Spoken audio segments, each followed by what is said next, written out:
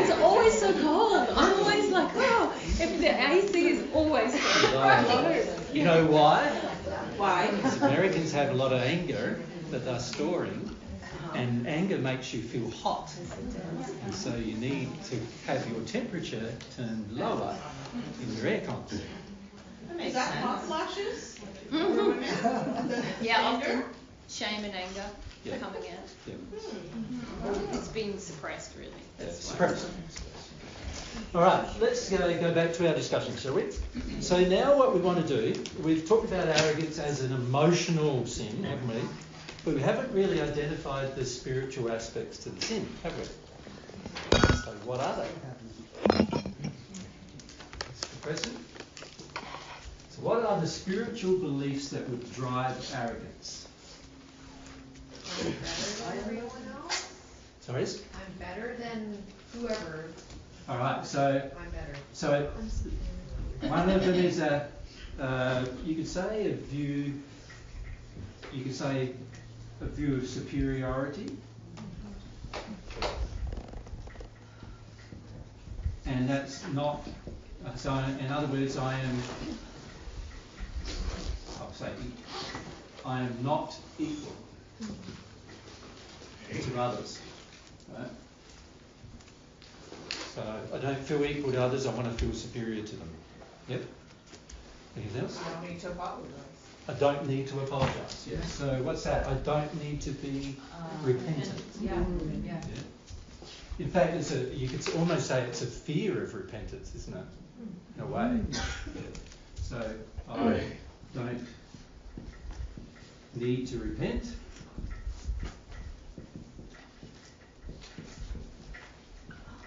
Yep. I'm not humble. I'm not humble. Well, let's put it in a way that, obviously if we're arrogant, we're not humble, but let's put it in a way in terms of what is a spiritual belief? Humility is worthless or weak, isn't it? Humility is weak. Yeah.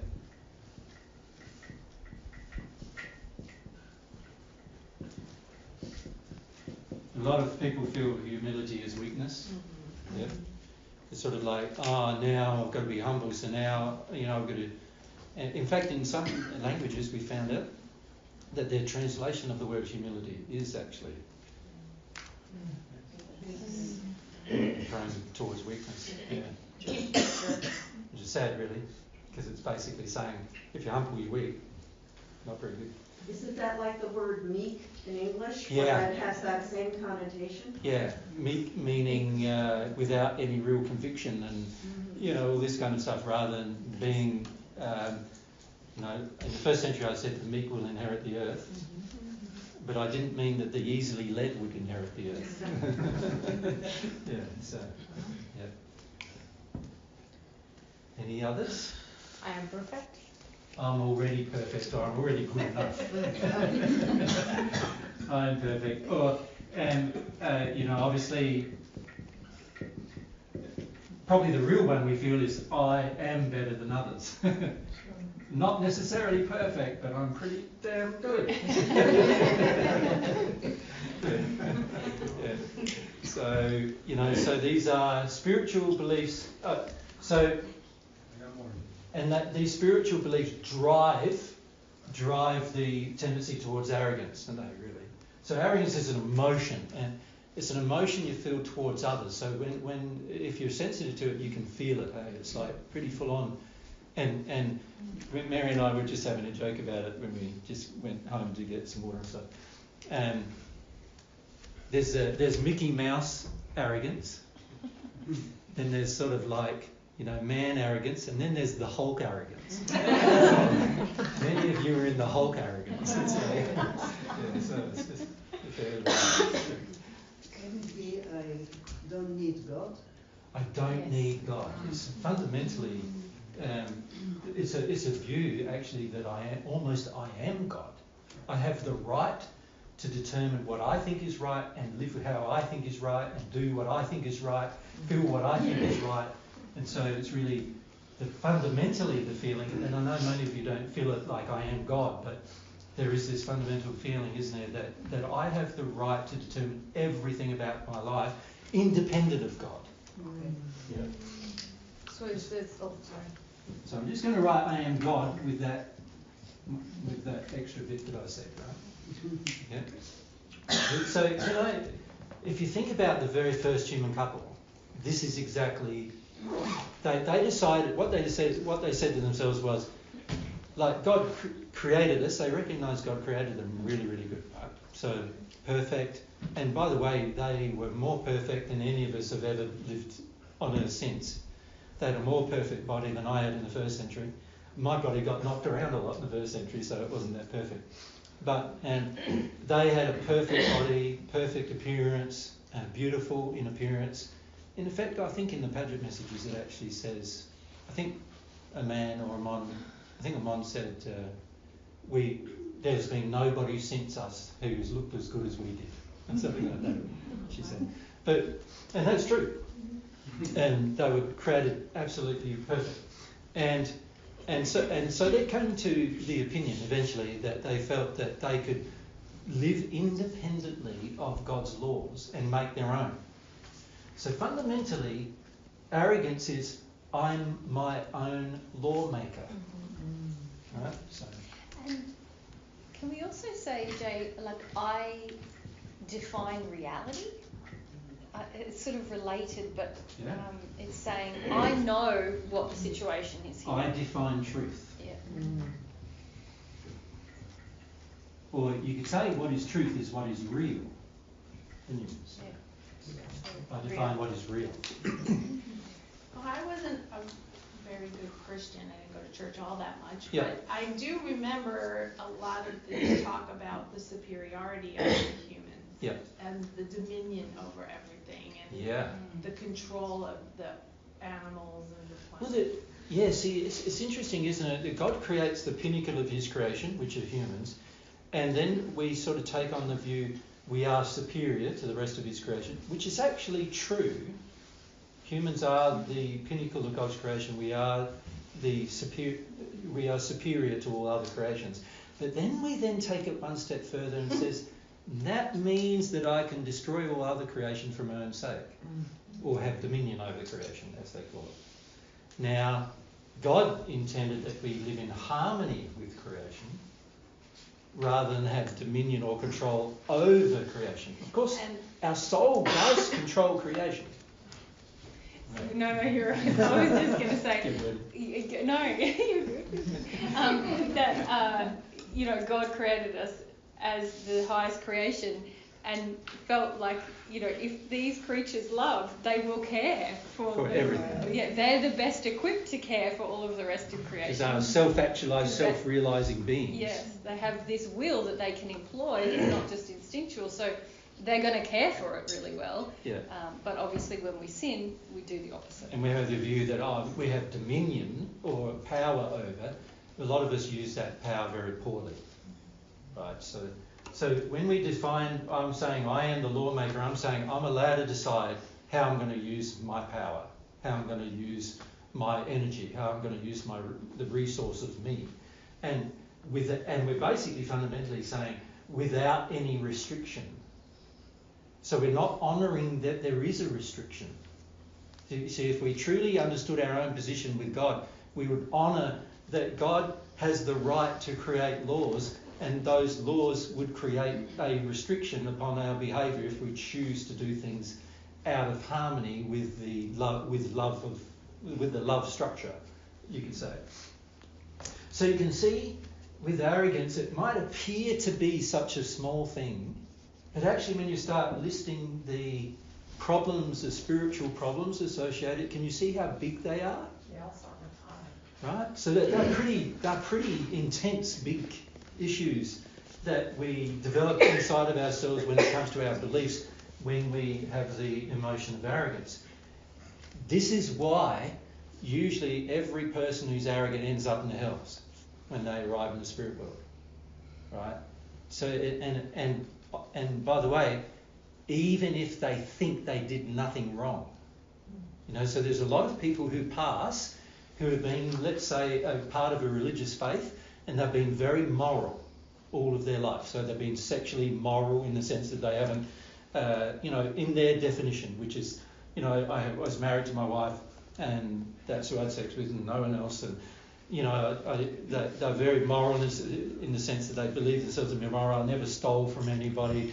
I never killed anybody. I never tried to personally harm anybody. But they carry this arrogance, right?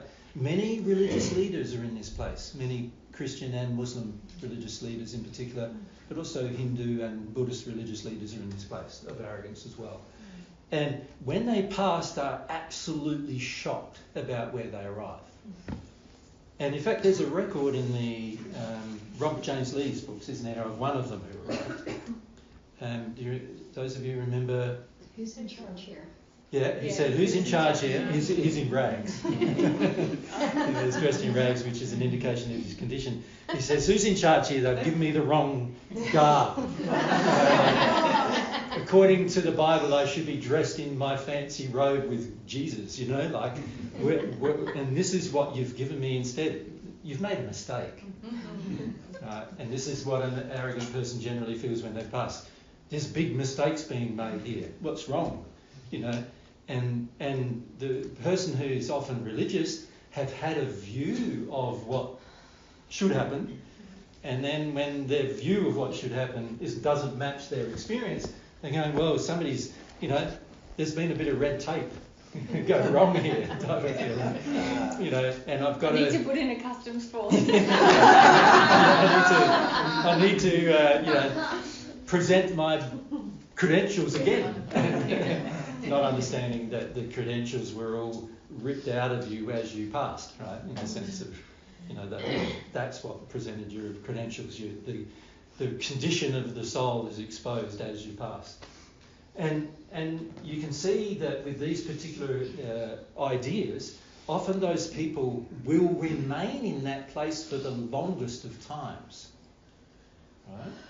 And the reason why they do is because their own arrogance prevents self-analysis. So the trouble with arrogance is it gets really complicated in terms of how to deal with it. And we have all of these internal spiritual beliefs and then no motivation to see them or address them at the same time. And this is why it's a very difficult injury to address. Now, as I said, your society, as is most Western societies, very prone to it. And the more religious and the society generally, the more prone they are to it as well. Right? You see this acting out in your country with other countries. You see it acting out with the other countries that are also prone to it. So you look at the two primary faiths that believe in God, even though the Christian faith is generally a triune God. You look at those primary countries that believe in God one way or the other, the Muslim faith and the Christian faith, there is a lot of animosity. And historically has been a lot of animosity based on this arrogance, actually. The arrogance that our faith is better than your faith, when both faiths don't have this problem, right?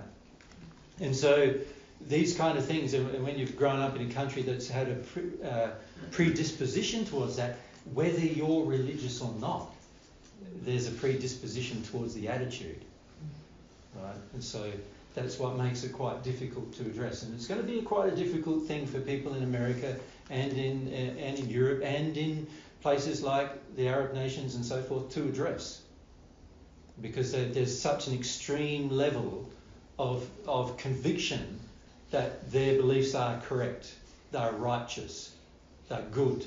And when you attach your righteousness of your beliefs to a belief in God, they often become so extreme that you're willing to kill for such beliefs. And so historically, you can see many of the wars that we've had on Earth have been primarily between a couple or 3 or 4 different types of religious faiths, because of that extreme arrogance that develops over time in societies that believe these things. So yeah, very, very difficult thing to address. Danny? I have a question. So there's like a few of them are when we think about our superiority towards another person, Yep. and then the others is like when we are not humble towards God, and then all of those fall under the category of the self-reliance? Yes, they do. And then the self-reliance falls under the category of arrogance? Yes. But the question is like, if I say I address one of those emotions, like for example, I'm perfect, and then I work through it, and I say, oh, actually, I'm not perfect. No. Yeah. Does that mean that I also address the bigger emotion that is like self-reliance? Well, when you say the bigger emotion, all the emotions you mentioned are smaller problems. They're not bigger problems. So these are the biggest problems, because they're the biggest sins. Remember I said the spiritual sins are the worst ones you can do. So these are the biggest problems, and the emotions they cause, like self-reliance, the attitude of selfishness, and all these other attitudes, they are emotions which are the result of these beliefs. Also, it's the other way around. It's the other way around. So if I get rid of that belief, the I am perfect or I am better than others belief, for example, let's say I get that, work through that, then of course that's going to change the way I treat people. It's going to change my attitude towards sin.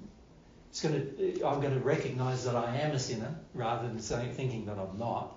And it's going to also change my attitude to God, that maybe I should ask God what my sins are rather than just ignoring God. Right? So these spiritual beliefs are higher, not lower, than the emotions you're experiencing. The emotions, you could say, are the subsequent result of the spiritual sin being embedded in my soul. And the emotions I have then are the result of the beliefs being acted upon. Yeah? Make sense?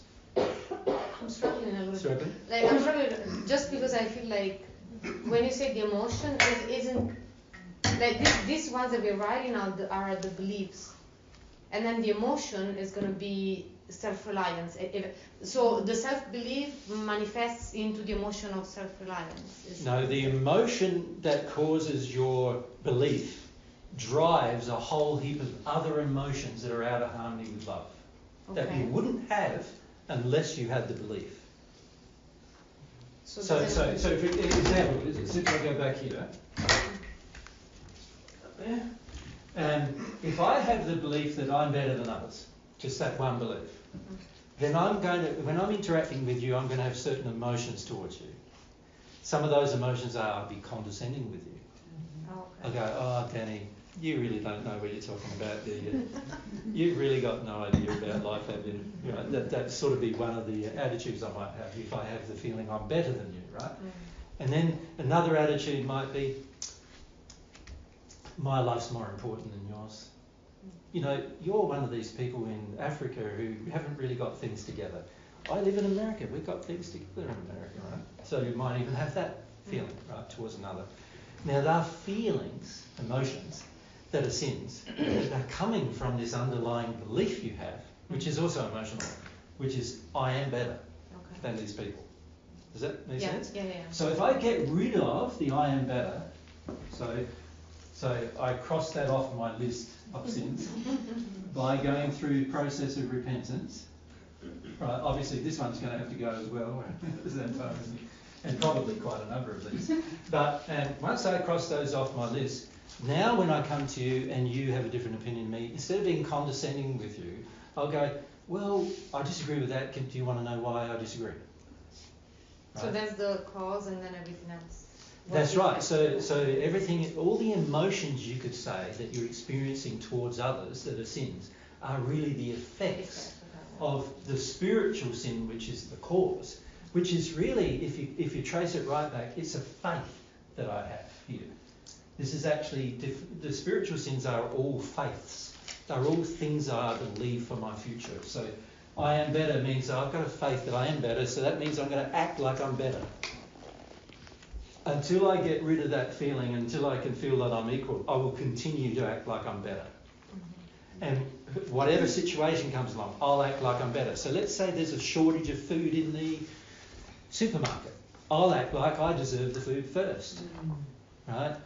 And if there's a feeling that if you have more money you're better, then I'll go for more money because that will make me better. If there's a feeling that I come from a certain family or certain race of people and that makes me better, then I'll look at every other race and go, yeah, see, you're not as good as us, see? You know? And when I see the Olympics, I'll be barracking for whatever I think is better. America. Right? So, can you see it'll play out in a lot of areas of my life, just seemingly innocently, but not really innocently, because these are big sins that pervade large areas of our life. When we look about correction of children, for example, we'll go, well, in America we have better children, you know, because we're better. I'm better and my children are better. So if you think you're better, you obviously think your children are better. So now when there's a problem at school and there's a problem between two children and one of them's yours, you go, my child's not at fault, it's the other kid. Right? We're better than that, right? So it pervades everywhere, how you act and what you do and how you think and everything. It's like it infects everything. And a lot of times we are so unconscious that it's affecting everything as well. In this state, we don't realise, wow, it's there, everywhere in my life. All the things that I thought that I understood, I am actually understanding through my arrogance. So therefore, all flawed. You know, and so all the things I think I get, you know, when I read a medical journal and I get that and I go, my arrogance is going to change how I perceive it. You know, you won't be assessing everything from God's perspective. You'll be assessing it from the point of view of what's a better arrogant condition to look at it. Right? It'll pervade every area of your life. Makes sense? Mm-hmm. Yeah. I think too, I misunderstood, and I'm only starting to understand that a belief or faith, as you so call it, isn't something that's in your head. No. And that's what's It's so a confusing, because it comes at a time when you're really young and you form these. Not always. Not always when you're really young. Most people, in fact, develop them during their teenage years. They have an experience in their childhood which does sort of formulate some of their belief systems, but many of their belief systems come from the teenage years where you're sorting out your life and making decisions and choices, and you're rejecting certain things from your childhood but accepting other things from your childhood and making decisions about them. And so, yes, a lot of times your sins, your beliefs, are going to be different to your mum and dad's, but they're still flawed. Right? So your mum and dad might be Christians and you might decide, I'm not into that, you know, that's all so wrong and it's got all this problem with superiority of men over women and all these other things. So you decide, no, New Age is better, so I'm going to go for that, not understanding that you also, the arrogant feeling is now New Age is better. You know, we've got better belief systems, we're better than you are. You know, look, I've become a vegan, I'm better than all the meat eaters, you know, that kind of thing. You know, these are attitudes that develop, and you often develop them not just in your childhood, but throughout your life. Yeah, you might have an experience with a partner where you had a fairly good relationship at the beginning, but then it decayed, and he became more and more like passive. You know, like he became one of these guys who basically expected you to go to work and come home and clean up after him. And he became like video game player or whatever over the course of his life because of whatever injuries he had. And you started developing arrogance towards him and saying, you know, he's weak man, stupid, like this video game crap, you know, what's going on there? And you develop this sort of attitude of because you're the one who gets everything done in the family, that makes you better. And so the arrogance develops there, you know, like I'm better than these guys that are like that. So it can strengthen over time. Yeah, and frequently does. Yeah, and also you see people throughout their life, if they don't feel things they develop faiths or beliefs. In support of not feeling. Many women in their 50s who are just like, romance is a sham, men are horrible. They didn't have that belief when they were 15, but they had some life experiences that they didn't grieve. And also some experiences with their father they didn't grieve. Yeah. Coming right from there, But it's become their own belief now. It's become something strengthened inside of them. It's something that, whereas when they were 15 or 25, they might have taken some chances, and risk their heart, if you like, in a But relationship. now when they're 50, they're never going to do it again. So they've got a faith for the future that any relationship with the man is going to end in heartache Disaster. or harm or what have you, and it becomes their faith then. Yeah. So don't think that all of your corrupt faith begins when you're just little, because that's not how it works. And in fact, if it was how it worked, God wouldn't attribute any of the sin to you. Because it wouldn't be right, would it, to attribute sin to a child who's barely functioning in terms of understanding anything. So the problem is most of our sin, most of our false beliefs which create sin are developed during our adult life. Yeah. No, that makes sense, because listening to you guys, I had to address my complete inability to see God as a being. Yeah. And that gets developed over life too. Right, that didn't start. Yeah. That's right. A lot of people have a belief in God when they were little, and sometimes it gets squashed by family, but oftentimes in a religious society it doesn't.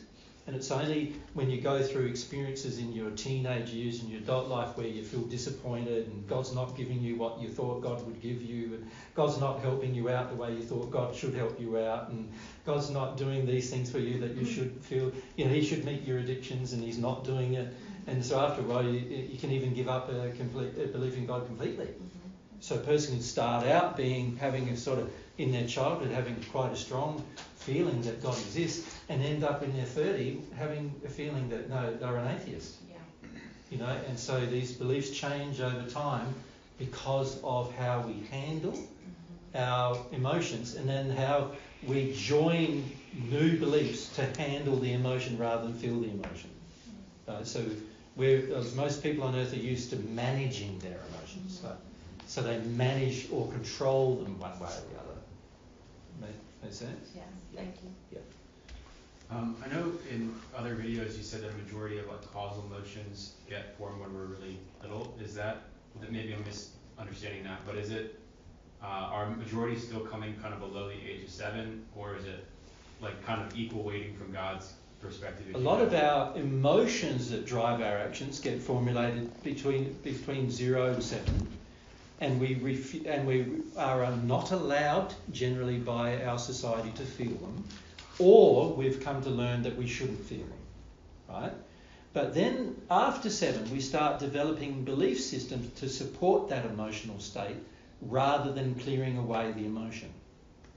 So these beliefs then start driving. So if you think about that emotion as a child, you could say they're the sins of others in the child. So the problem isn't the sins of others, the problem is I refuse to let go of the sins of others, emotionally. Right? So you can say all these sort of causal emotions, which we referred to in the past, that they are sins that we've imbibed from others. But God doesn't blame you for them. God doesn't attribute blame to you for them. But what we do with that is we start developing beliefs as we start formulating, our brain starts developing and our teenage life starts developing. We start forming belief systems to prevent ourselves from feeling those emotions. You follow me?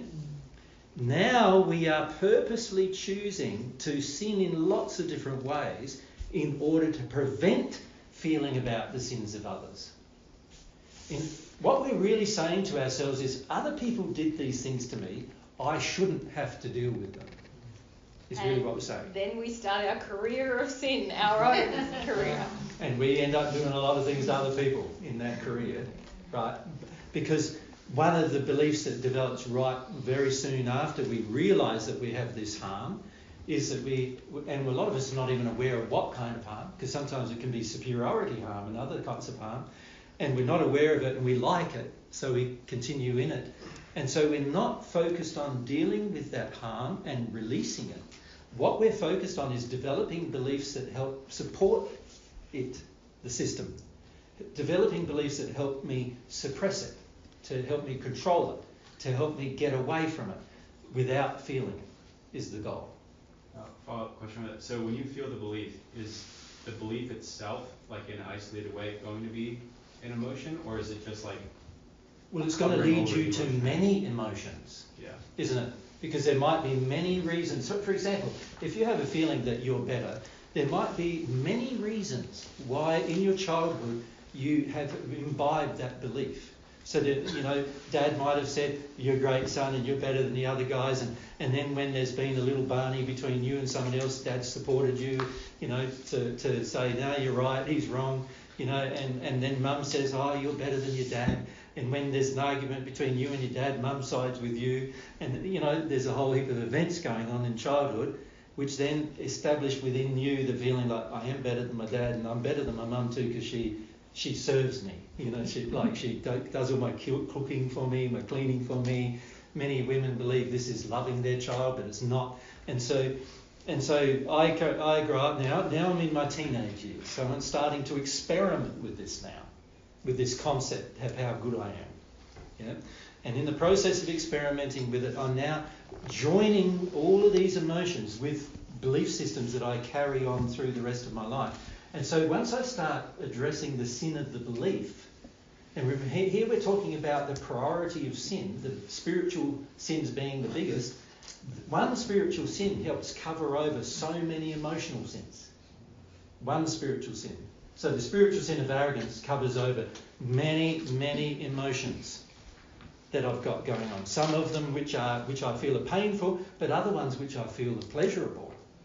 That I'll have to give up. That I would have to give up if I wasn't arrogant. So an example of that is I like feeling superior. I think it's pleasurable, let's say. So that's an example of an emotion that I think is pleasurable, but I don't have to give it up, right? And so in that process, you've got the belief now is supporting all of your future decisions. I am better than you means that I can now start to do more things, sinning against the concept of equality.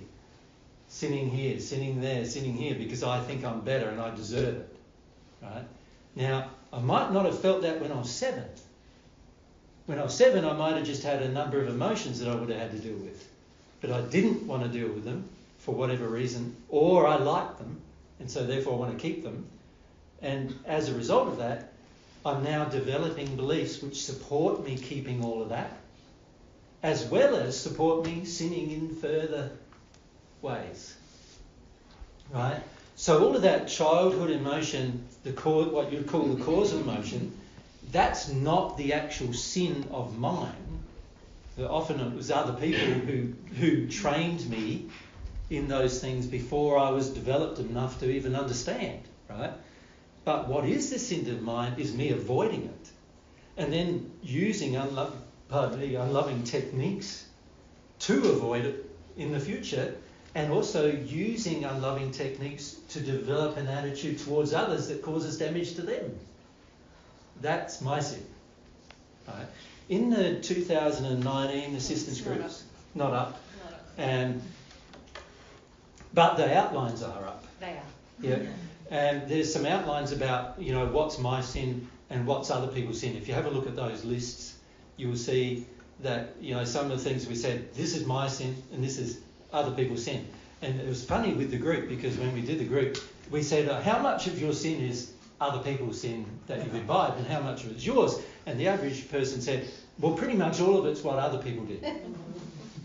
Right? And then this is a little bit of what I did in response to what other people did. Right? And actually, when you start looking at the list that we wrote on this, on one of the outlines, you'll see that there's 1 or 2 things that are listed at the beginning of what other people did, and then the rest you did. Right? And much of what you did was conscious. And when I say conscious, during your teenage years, for example, much of what you did, you felt and even had some inklings that were wrong, but you still went ahead and did them anyway. You even had a partially working conscience still back then sometimes, and you still went ahead and did them anyway. But you ignored the conscience and everything in order to do them. So you even felt they were wrong while you were doing them sometimes, right? And this is what we need to come to terms with, that this is what we've done. Something we talked about in that group was the pain and suffering in our life right now. Where is that coming from? And a lot of us think, oh, that's coming from what happened when I was a child. But actually, the majority of the pain and suffering in your life right now has come from what you've done to avoid just a tiny little bit of pain in your childhood. Yeah. You've created this big mountain of pain because you didn't, taking actions, making decisions in the way that you treat yourself and others and in the environment every day to avoid that, and that's creating a lot of pain, suffering, and compensation in your life, which is the pain and suffering is the compensation in your life. Yeah. So a lot of the pain and suffering of a child is not as a result of their own choices and decisions. It's often the result, although that being said, nowadays the way children are being brought up, oftentimes by the time they're 3, they're starting to engage these things that a normal person at 7 or 8 would have engaged in the past. But so unfortunately there is a lot of tendency in the latest generation of children to be almost without law in their household, without law in society, without feedback, without loving feedback, in society, because most of the parents of today's generation feel, I had terrible feedback, it was terrible for me, so I'm not going to give my children any feedback or any rules or any laws or any guidance or any direction.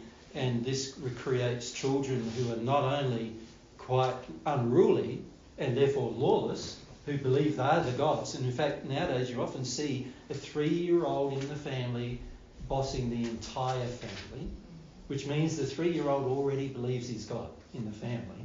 So they're going to have to deal with which is disturbing, right? Yeah. But then on top of that, this 3-year-old is acting in a manner that is without law, without principle, and therefore now that child is going to grow into an adult. So instead of being a teenager who flirts with all of these concepts, they're going to be a 7 or 8-year-old flirting with all of these concepts of how I can use my power and how I can use my arrogance and how superior I am over everybody and so forth. So you can see I don't really have a lot of confidence that in the current generation of children solving mankind's problems, because the prior generation of parents who brought up this generation of children have done such a bad job with the parenting and the education process that this generation of children has turned out to be even more in addiction than the last generation of children were. And the more addiction, the more sin. So it's unlikely that anything is going to be fixed from that outcome. Yeah? So this is something we need to change, and a lot of it starts with the parents, of course, changing this, the next generation of parents changing this. Of course, the very interesting thing is when these children grow up to become a parent, and many of them won't because it will be too challenging, but the ones who do will realise how much of a nightmare they are in the sense of how much they expect their children to do everything they want, right? And then that may cause them to realise, oh, wow, I've got more problems than I realise. So that would be helpful if that occurs. But unfortunately, people who are quite self-involved and selfish generally don't want to have children. So that's also a problem, because it means that there's no corrective agency for the parent who is in this state of selfishness to see how selfish they're being. Yeah. So it's very interesting to see the dynamic of what's occurring, and of course it's going to require some sincere people at some point recognising their spiritual sins and starting to address them for these things to change. I'm just wondering, what you said, where if only we dealt with that small thing, and because it has morphed into this ginormous thing and all these problems. When you say morphed, or as evolved or well, devolved. no, it hasn't evolved or morphed. This hasn't evolved or changed at all. We That's haven't right. touched it. The original problems in your childhood have not evolved and changed into this big thing. What's happened is you've avoided the original problems and created, not morphed or not these things. You've created on purpose a whole set of avoidances of those things. Right. So don't think that it's some process that had to happen or some process that was out of your control. Oh, that's not what I meant. I just meant to say, you know what you said there before? Yeah. So my question is, Can you give an example of something that we've been avoiding, and then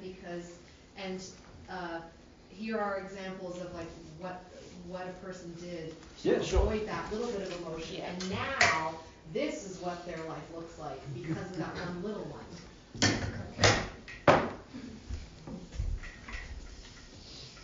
There's so many. You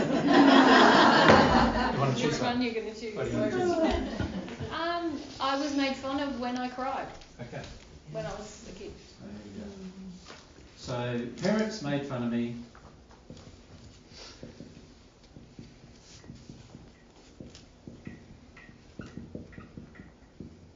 When I cried. What about if siblings make fun of you? Could be that, yeah. Someone made fun of me when I cried. That hurt. So Mary can lead that discussion. This is the problem when I'm...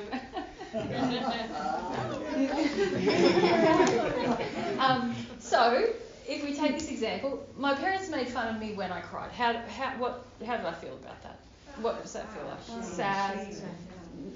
I might have felt ashamed. I might have felt rejected. So there's pain. And then, because I was made fun of, I did want to cry more about that, and I stored it.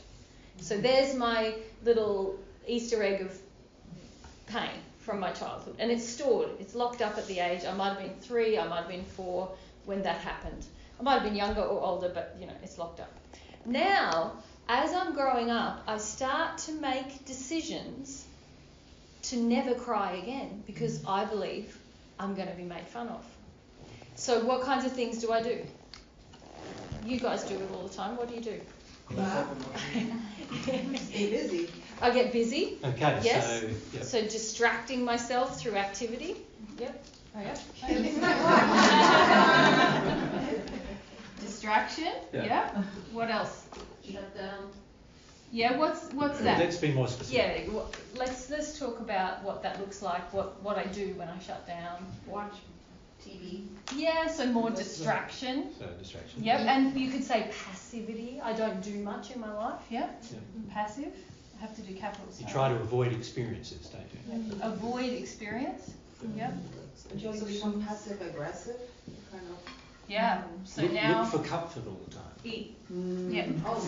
Comfort. So what do you do when you're looking for comfort? Yep. So you eat. Eat, and I don't want to eat like broccoli and brown rice. I want chocolate, I want coffee, I want chicken, I want chips, I want all these kind of like things that are highly processed and taxing on the earth to eat. Because they shut me down. Yes.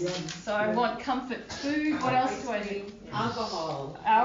So drugs, alcohol, Sex. sex, Sex, and do I care who I have sex with? Do I have to love them? Morals No. don't exist in these rules. Sex, alcohol, junk food. Other people to make me feel better. Okay, so you enter addictions with people. People pleasing? I just want to be with a man who makes me feel good all the time, and I never cry. I'm And if I his feel princess. afraid or I feel scared or I feel unhappy, he's got to cheer me up. But particularly if I feel unhappy, he's got to cheer me up. Codependent. So instead of him saying, go for it, girl, go and have some cries, that Oh, really then makes you angry when I'm he very says angry. that. When he says, I'll help you, you don't have to cry, then, I feel loved now. So, and it's not, we're saying codependence because I might have to do something for him to do that, but I might not even have to. He might just be a guy who wants to please women, so I'm just a user then, aren't I, really? Yeah? Compete. Sorry? Compete. Compete? Compete? Why do I compete if I'm avoiding crying? So I'll probably compete on an emotional level where you're crying and I'm not, so I'm better than you. That's what I was thinking. I've got control, you haven't got Yeah. control of your feelings. So I start to harm people in the same way that I've been harmed, don't I? Yeah. So I compete and condescend about emotions. Yeah. Intellectualize? Yes? Yes. Yes. So what does that mean to me? It's like anything that is an emotion, I'm going to reframe it and make it into a logical decision. Intellectualize. So- And, sorry, go ahead. Yep. You go back. No problem. What does that do to if I'm intellectualizing all the time, what's that like in my relationships? Do I have a good connection with people? No. I'm in my head. What about when I go out in nature or I don't feel anything, do I? I'm numbing, aren't I? Yeah. Yeah. Yeah. Yeah, what else do I do? But remember, this is about grief. So Yeah. what do you do with your grief? So anytime there might be something sad or Well, anchor all things. Suppress. So you want power over grief. Yeah. So that means that every time you're presented with grief, you're going to be angry instead of grieving. Yeah. Yeah. So you'll be very prone to being angry a lot. Yeah. But many men are like this, aren't they? Very prone to being angry because they've been told they're not allowed to cry, right? Yeah. Wouldn't depression, which is anger towards yourself? Well, no, depression isn't anger towards yourself. Oh. Depression is just anger that you need to suppress. so Right? if So the I'm psychologist. Because most people who are depressed are not angry with themselves, they're angry with others. or angry about crying. Yeah. Yeah. So rage, depression, yep. It's always a suppression of anger, not sadness. Suppression of anger. The depression is always- is always a suppression of Anger. anger, Anger. not sadness. Correct. Yeah. Oh. And you're saying it's towards others, not yourself. Correct. Because the psychologist says. Anybody it's who's towards lived with a yourself. depressed person knows this. Yeah. Everybody Usually- who's ever lived with a depressed person knows that most of the time you're the person who's they're angry with. Yeah. It's an angry desire for control over emotion. Yeah. So if I'm avoiding feeling made fun of when I cried, I could very well get depressed. Yes. Yeah. What else? I'll make jokes. Yes. Very good one. Men use that a lot, don't they? Joke. Yeah. Kids do it all the time. And what do women feel attracted to in men a lot of Oh, times? it's so funny. He's got such a good sense of humour. It's like a list, isn't it? He helps me avoid my sadness with his humour. Yeah. It's so funny. Does anxiety come in here that like fear? Yeah. anxiety? Can be anxious as well. I'm Can't it? not allowed to do that, so I'm just gonna freak out. Yeah. Yeah. Yeah, and anxious is often panic, isn't it? Remember Jesus at the beginning talked Yeah. about panic? Yeah. It's like this, I've just got to get away from Yeah. my experience. From my experience. Yeah, yeah, yeah.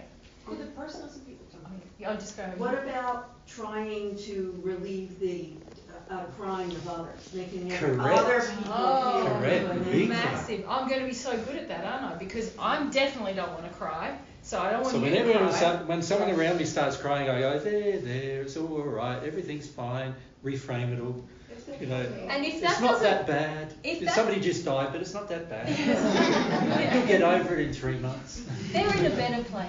Yeah. Yeah. And what do I do if that doesn't work? So I'm a good comforter and Seeming, it's not really suppressor, comfort. let's call it Suppressor. suppressing. And what happens if my sort of nicey ways of suppressing don't work? Don't work. Then you tag them. Yeah, then you attack. Yeah. Yeah. So it's a lot about control, isn't it? Yeah. I'm actually controlling my environment and other people's experience. And their emotions, and attempt to experience control of their emotions. emotions. Or ignore them. Yeah, or ignore them, or just say, well, I don't want them in my life anymore. That's just too sad for me. They're too emotional, they're crying. But they cry.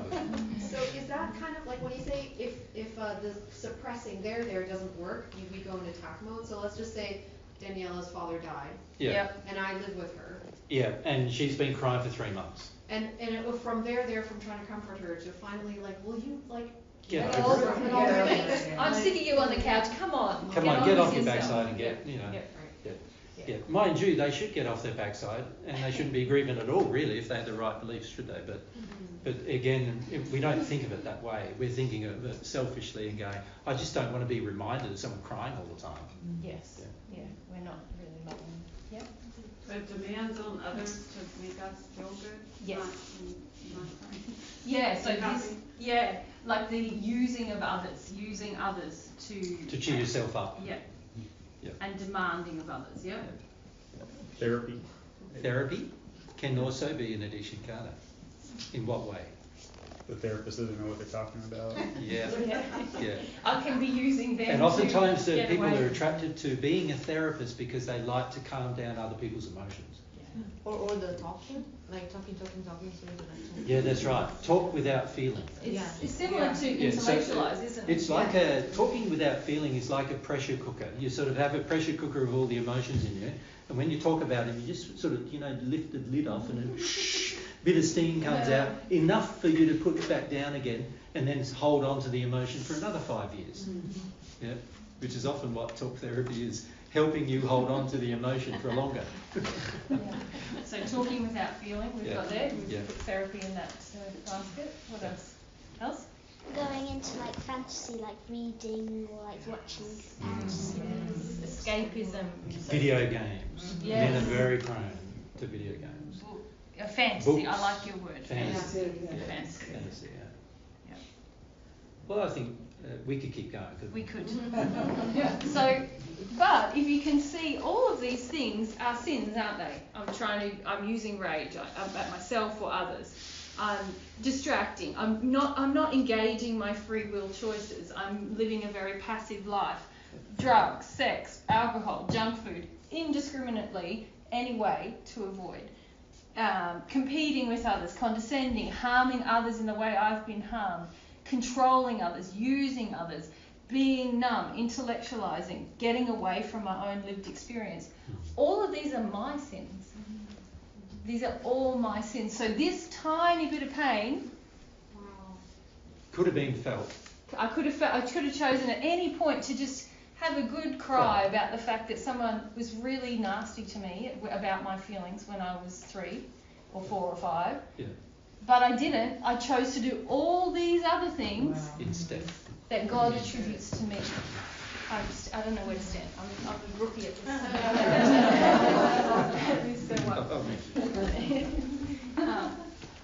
So, and God's attributing all of that sin because that's the use of my free will. Yeah. This is someone else's free will when they made fun of me, and it got locked up in me. Yeah. But I had the choice to feel that.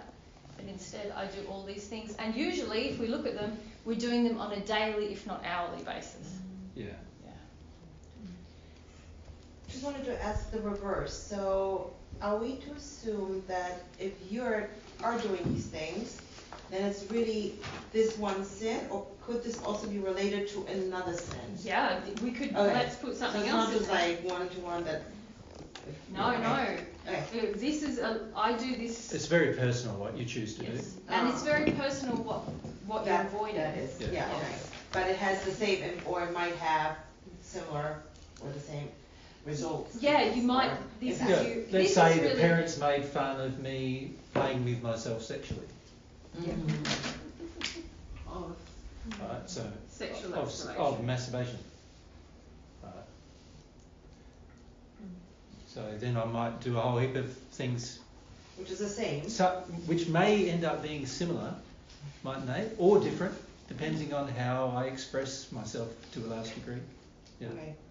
And really we're saying, when I call these things your sin, these are actually the effects of your sin. These are the actions you're taking in your sin. Your sin is, I shouldn't have to feel this thing. But because these things are all me engaging my will and often affecting the free will choices of others, I even start now using them to develop more false beliefs. More justifications. Does that make sense? I start using what I do to create more false beliefs. So let's say, an example is, let's say I start taking some drugs, but it's just marijuana. So I start, what do they call it in other places? Plant medicine. Yeah, which is all quite strange. But let's say I start taking marijuana, and then I start feeling like it's not enough. It's not enough. But also in marijuana, you're going to be you're going to be very open to spirit influence. Spirits. So now I'm potentially going to attract some spirits who want me to keep taking drugs, right? And different kinds of drugs, and increase the intensity of the drugs and increase the type of drugs. Or I'll attract some spirits who want to take control of my body even, and then I get schizophrenia as a result. So. Or they might want me to take risks, like risk taking, that I wouldn't mountain otherwise climbing engage. without ropes, and all these other things that often people do. And so we're actually then having more beliefs, so we're creating more false beliefs, which then will feed into more future things that we choose to do. So it's sort of like, you could say that every decision point we're making from a free will position is like a turning point. And how far you turn will determine how ready you are to make the next turn with the next decision point. So you might think you're just making an innocent turn, like, oh, in this place I'm just going to, just avoid having a cry. Innocent thing to do. But then you make that turn and now you're on a different trajectory of your life, and then something else comes up and now you're feeling like, I want to do something else with my sadness. Like, I want to feel happy instead of feeling sad. So now I make another turn, which might be a moral turn. Like, I decide, I can have sex with anybody I want, whenever I want, that kind of thing. Because that cheers me up, makes me feel good. Or just sexually project. I'm just going to sexually project somebody. Yeah. And sexual projection at somebody eventually potentially leads to sexual activity. So now I've made another turn, and another turn, and another turn. And before I know it, I might have been taking a fairly straight trajectory with my life, but then and if you think of down here as the hells, and up here is the heavens, sort of thing, like up here is love and down here is everything opposite to love, I'm making little turn, little turn, little turn, little turn, and each time, because they are small turns, I'm not seeing the enormity of the direction I'm heading. I'm just thinking, it's just a little choice, a little decision. And this is what's also happened in the environment. Most of us don't realise how damaged our environment is, because over centuries, mankind has made these little turn, little turn, little turn, little turn, little turn. And what we're looking at now has nothing to do with what was here 200, 300, 400 years ago. Right? And we're just thinking it's normal when it's far removed from normal. And it's the same with regard to our feelings. We make these little turns, little turns, little turns, and then 10 or 15 or 20 years down the track, we go, how in the hell did I end up here? Yeah, I can have no relationship or bad relationship with my kids. I can have a drug problem, a porn problem, all this kind of pain in my life. I don't like my job even. I feel bound financially. All these kind of pains that are everyday pains. And we can't say, oh, no, that's because someone made fun of me when I was little. It's actually because I made a whole series of small decisions and choices over a period of time that led me down a track. And each choice and decision was based on an immoral choice, a sin-based choice, and it led me down a track to end up where I am now. Right. And each one of those little things that you were talking about, is each one of them is that emotion that we need to work through to clear it. Well, you could almost say that each point of decision was a point in time where I could have gone, hang on a sec, all I need to do is deal with my grief and I will stop making these decisions. Yeah. So you could almost say every one of them was a potential turning point, and yet it had to get more severe before it became such. But if you hit, like, let's say, if it's down the road, one of those spots, it will, and finally say, okay, no, I'm going to confront it and I'm going to deal with it, right? Yep. Does that gonna also clear the previous 5? Like, will it clear the chain reaction? Doesn't it? Yeah. On whether you recognise or are aware of the sins you've now committed or not. See, a lot of times what you try to do is you try to blank out from your mind that you did a whole heap of sins, because what you're thinking in this space is, I'm hurting, but you're not considering how everybody else is hurting from what you did. You're only considering how you're hurting from what you did. So what you do is you get to that point and you're going, I'm hurting now, I've got to stop. What do I stop? Let's go back and try to deal with my, parents making fun of me about something. Let's go back to that, right? And so you try to go back to that, but now you're skipping over all the false beliefs that you've created, and you're skipping over all the things you did in the sin to harm others. So each of these things I did is harming not just me but other people. Yeah. And I actually have a justification, don't I? I have a spiritual belief that's supporting all of these actions. Yeah. So in order to correctly deal with this, I can't just jump back to feeling that, because I've already had this spiritual belief that's leading me further and further and further away from that. I need to deal with my justification or my spiritual sin that we keep talking about. I shouldn't have to feel this, or if I feel this, I will die, or other people should deal with what they My did to me, child. not me. All these things cause us to rationalize and justify all of these But things. that's in addition to all these rationalizations. Yeah. So you have to also deal with these rationalizations Yeah. on top of all Yeah, the yeah. other Well, when you get- impacts once- that it has. Can we say though that the easiest thing to deal with is that? The hardest thing to deal with is all the things you now did, avoiding that. Avoiding it, okay. And this You is know, That was why the point, it yeah. creates so much pain, because you're actually acting and justifying and justifying and acting and acting and justifying. So you're actually reinforcing falsehoods to yourself every time you do that, because you're saying, that's right, I can't possibly feel it. That's right, they should have to deal with it.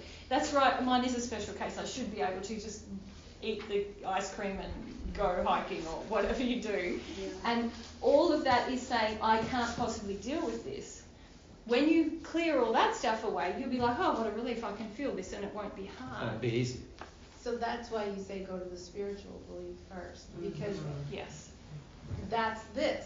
That's right. That's your spiritual belief. Your spiritual belief is causing all your sin. The original Yes. problem that other people sinned Right. with you, that's not the cause That's not the same. of all your sin. It's the choices you made dealing with that original thing. So what are those spiritual things? Why do you choose to do all these things? What do you tell yourself in order to justify doing all these things? That's the belief you have to deal with. Yeah. And they're emotional and they're usually spiritual Yeah. in nature. Always. What's the spiritual, I'm sorry, what's the spiritual sin for choosing not to grieve? Well, it There's depends on quite a you. lot. There's quite a lot. Oh, okay. I just listed some of them. Other people should have to deal with what they did to me. Mine is a special case. Doesn't anyone know how hard this is for me? Which is a lack of equality. It's impossible for me to feel. I- It's fundamentally the biggest one, because you're sinning against your own soul's ability to feel. So And it's God- not a truth. It's not a truth, no. God created you to feel. In fact, every experience you ever have will be stored as feelings. And remember, we said yesterday how the sensory apparatus works and how it mixed with the emotion, and that creates the memory of the experience, and that gets stored in your soul. Well, that's what we're talking about here. It's like there's this whole sensory apparatus that occurred to have an experience, but now you're creating experiences that are sin-based experiences. So not based upon anything other than trying to avoid your soul, right? And whenever a human attempts to avoid what's in their soul, they will definitely create a large number of sins. Yep. It's inevitable. It's inevitable. Yeah. Yep. Because you're sinning against your own soul. Jaren, and then we'll go to Carrie. Yeah. I don't know if this might be more helpful, is if, for instance, like, if you sort of go backwards, and say, oh, so here's, this big sin in my life. And I wonder how I work backwards to finally feel through all of those things, to finally get to that. I'm willing to use what I shared with you yesterday as an example for everybody else to go, oh, okay, so this is how we do it if we have. You're this- presuming you're doing the right thing in sharing, in what you're sharing. Okay. No, And you're not. you're talking about a sin that you're engaging now, and you're saying, how do I get back to the original thing I was avoiding? No, you're saying you have an example to give. Is it of a sin or of a way that you've dealt So with go it? ahead and example, and we'll Let's- pick at the pieces for you. Let's go. Perfect. Julia, come through. Alright, feedback, yep. Okay, so we're going to start down here at the Okay. sin. Because I need to be more aware of my stuff, right? So- Yeah. Yeah, no, this is a good thing. It is. All right, I let's was do this. only half joking when I said it's a dream come true. Yeah. It's really good. Okay, Yep. Yep. so, alright, so, the example I wanted to use. Yes. So that we could go work backwards to see where it goes, and how to even heal my own thing. Yeah. So, about 2021, is when I engaged in, an affair with a married man. Okay. Yep. Mm-hmm. So you could say that's an effect. Yes. Yes. And so I'm like, okay, that is my sin, my biggest skeleton in my closet. No, it's not the biggest, but No, go on. so Okay, your that's what action, I'm your- aware of. your It's action. the biggest one you're aware of. Yes. Which is not the same. Okay. Yeah. So your action is an affair with married men. So you could say that's the effect of your sin. Right. Yep.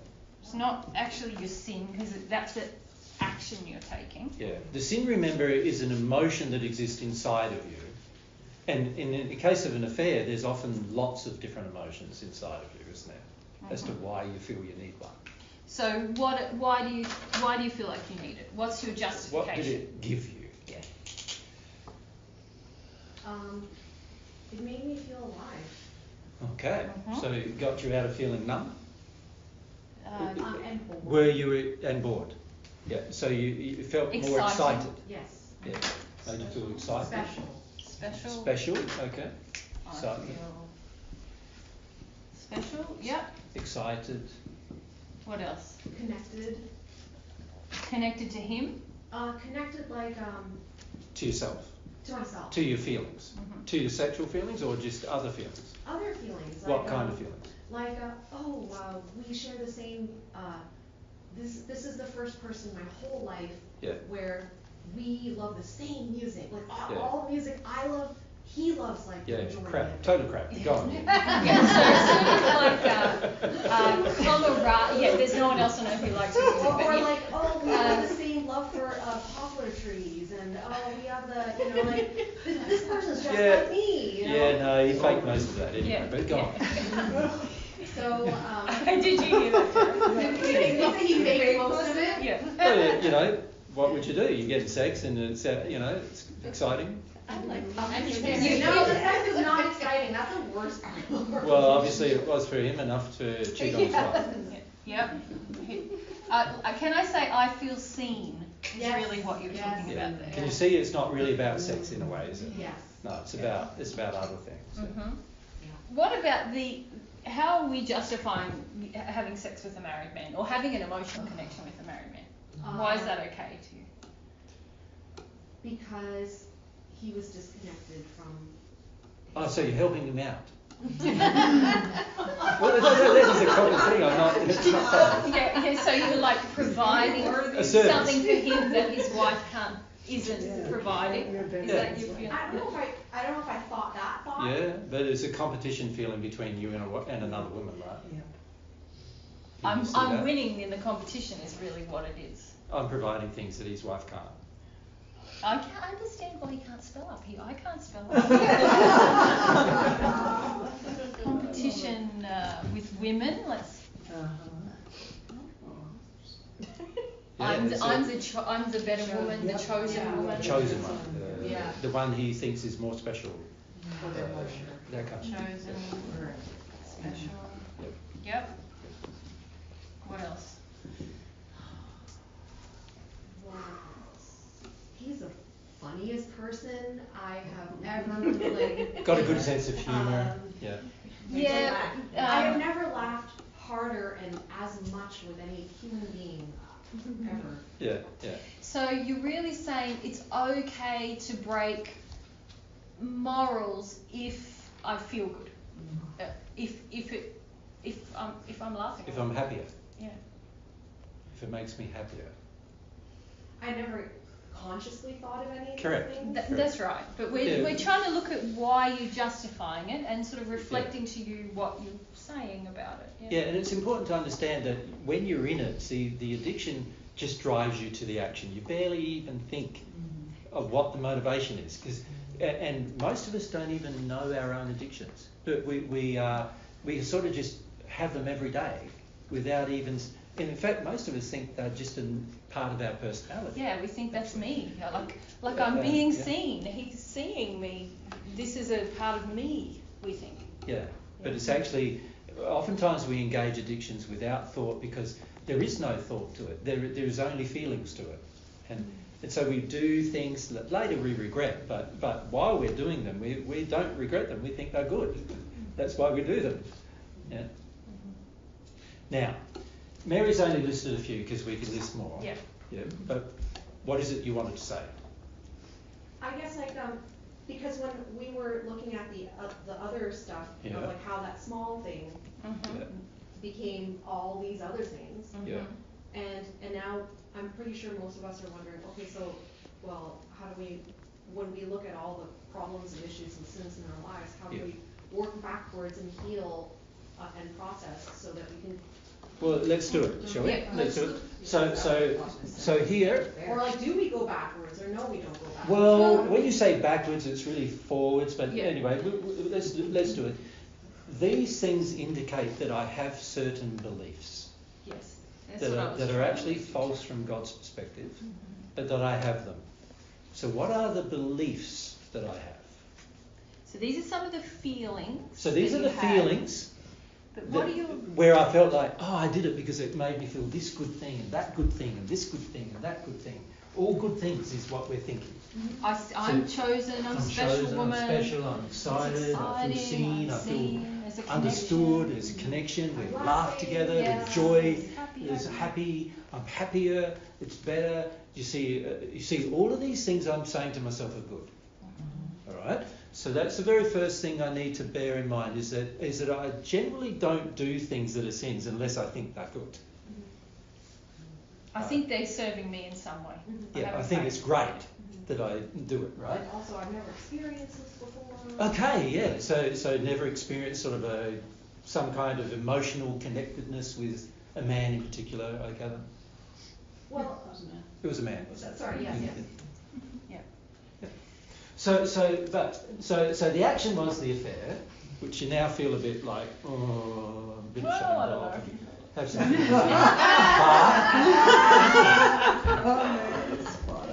Well, when we're talking about it, you do. You but feel you a bit know, like, with the rest of the time, but when it's happening, you're not actually feeling bad about it.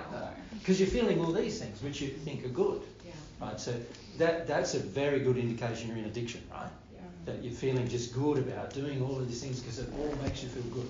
But what fundamental spiritual beliefs must you have to have the affair justifying the affair for this purpose? I can make my own moral rules. I can make my own moral rules. Yep. Okay. I'm going to write this. So I'm my own lawmaker. Back to the. Still on the board, is it? It was, yeah. Oh, do you want to flip? No. I'm my own lawmaker. Yeah. Morality, society's or God's doesn't apply to me. Yeah. Yep. If I get that, I'm allowed to do that. That's. But if I get pain and suffering, then I think, oh, that was bad.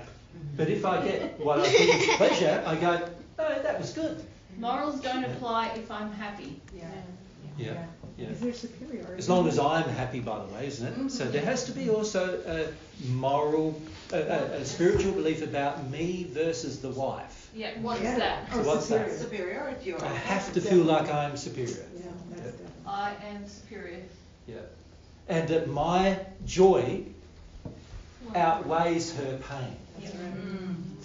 Does that make sense? Like that my joy is worth her pain. Yeah.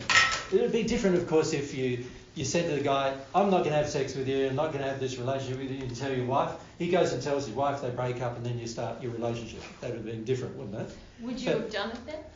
Probably wouldn't be so exciting then. Sorry, could you repeat what you just said? This is why we have a recording. Let's say I recognise that I'm attracted to the guy. I go up to him and say, I'm attracted to you. I want you to break up with your wife and be with me instead. But isn't that a sin too? Why is that a sin? Because you're forcing somebody or you're putting No, you're just presenting an option It's to an him. option. Yeah. And he's allowed to make a choice to leave his wife, isn't he, and be with you? My joy is more important than her pain. I'm going to put that. Yeah. So would you still want it then, if you left his wife? Yeah, the Yeah, question was, that's would the you question. still want it if it wasn't exciting? If it was in the if I presented that in the beginning. Yeah. Yeah. Because that ended up being presented afterward. Yeah. But by that point, because I was like, oh, there's a whole bunch of reasons why as much as I still want to be with you, Yeah. I don't, because if we are together permanently, eventually we'll have to come to the truth with your kids. Yeah. Be like, oh, like, so Yeah. this is the woman I had an affair with. You have to deal with life. Yes, like, And you I were in left a... all of you guys for her, and also the Well, pressure. exactly. You didn't want life. What you wanted was, what did Those you also call it? Fantasy. Fantasy. You wanted fantasy. Because if you wanted reality, as soon as you started the engagement with him, you would have had that feeling. You would have thought, well, if I have an affair, then how's this going to work out? And you were sort of seduced by these other exciting feelings. Yeah. And then also that massive pressure of, oh my goodness, if you actually leave, now that we've engaged in an affair to begin with, if you were to leave your family, for me, I would feel this immense pressure that we have to make it work. I have to make it work. Because because you destroyed somebody else's relationship. Exactly, and so I need to make sure you're like. But you're already destroying their relationship. You've already done that. You just want the illusion that you haven't done that. Correct. So what's another one? A spiritual belief. If I can make out something, it's not real. Yeah, my definition of reality is, my version of reality. Remember the God emotions here. See how many of them match? I am the lawmaker. I am God. I am better. I define truth. I define what is real. It's all happening here. Yeah. Make sense? I want fantasy, not reality. It's all coming from? Really coming from a state of arrogance, but also from a state where you believe that your joy is worth the sin. There's a fundamental concept that the sin is not going to bring me pain. Yeah, my pleasure won't lead to my sinful my pleasure. sin won't lead to pain. Is the fundamental concept. Not to my pain, but trust me, it's going to lead to your pain. Even though you think it's not, there is going to be quite a lot of pain coming from this kind of events. I almost feel like it's a half question. What if she had a sexual relationship with a man before she found out that he's actually married or that he's in a relationship? Because that happens quite often. Well, that's true, it does, but you see, why would I enter a sexual relationship with a person that I barely know? Can you see there's also moral problems with that? You see, if I meet Mary and I think she's attractive and everything, and I think she's pretty hot and whatever, and I want to get together with her. If I was loving, I would get to know her life, what she does with her life, who's in her life, what her history is, where she comes from, what she's currently doing, her job and her passions and her desires, and I wouldn't have sex with her before I knew those things. You understand? Yeah. I would at least get to know. Now, if I am driven to have sex with someone I barely know, can you see?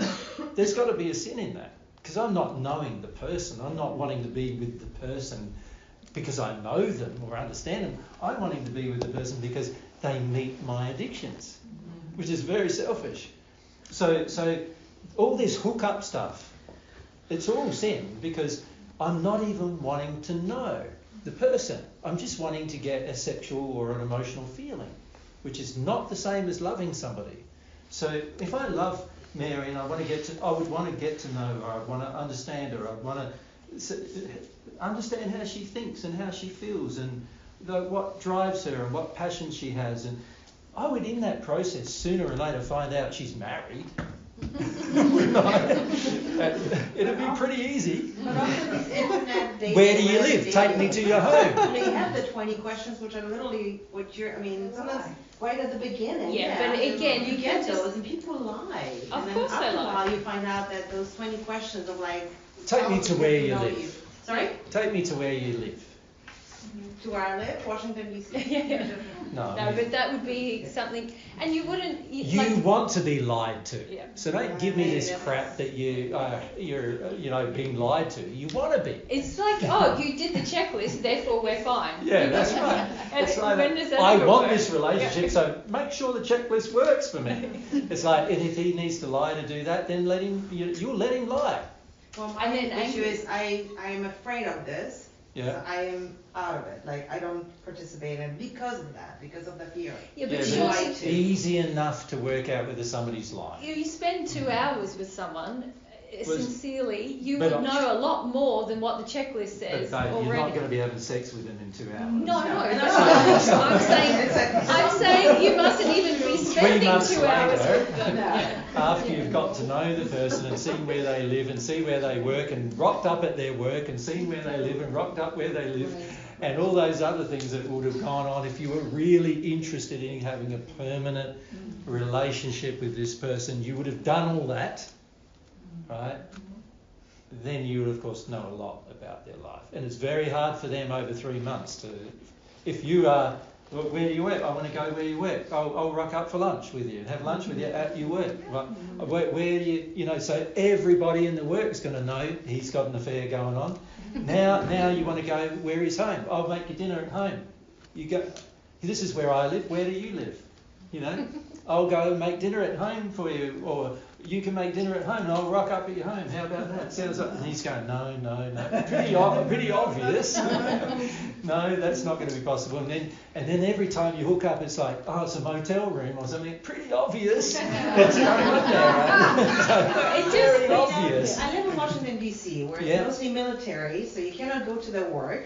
No way to go and have And lunch now with we're them. just Well, now, using I feel like excuses. Forget all that. I want to don't go wanna back to hear all this. that. Yeah. I kind of understand from this exercise why we just want to go to cry about the thing from With the childhood thing. We just like put in this little box, Jesus, my childhood. Right. I want to cry about that. And then I don't have to. Can you see that many people who hear Divine Truth initially go, oh, all I've got to do is have some cry about some, where I've been hurt. That's all I've got to do. I'll have a cry about how I've been hurt. It'll be over and done with. No, it will not. Where you've been hurt is not your sin. It's somebody else's. Where you've done all the hurting of other people, that's your sin. And that's the thing that's going to end up in your pain and suffering. So when you try to go, oh, I'm going to deal with my childhood thing and all done and isn't that lovely and now I don't sin anymore and all that crap. Oh, who's ever done that?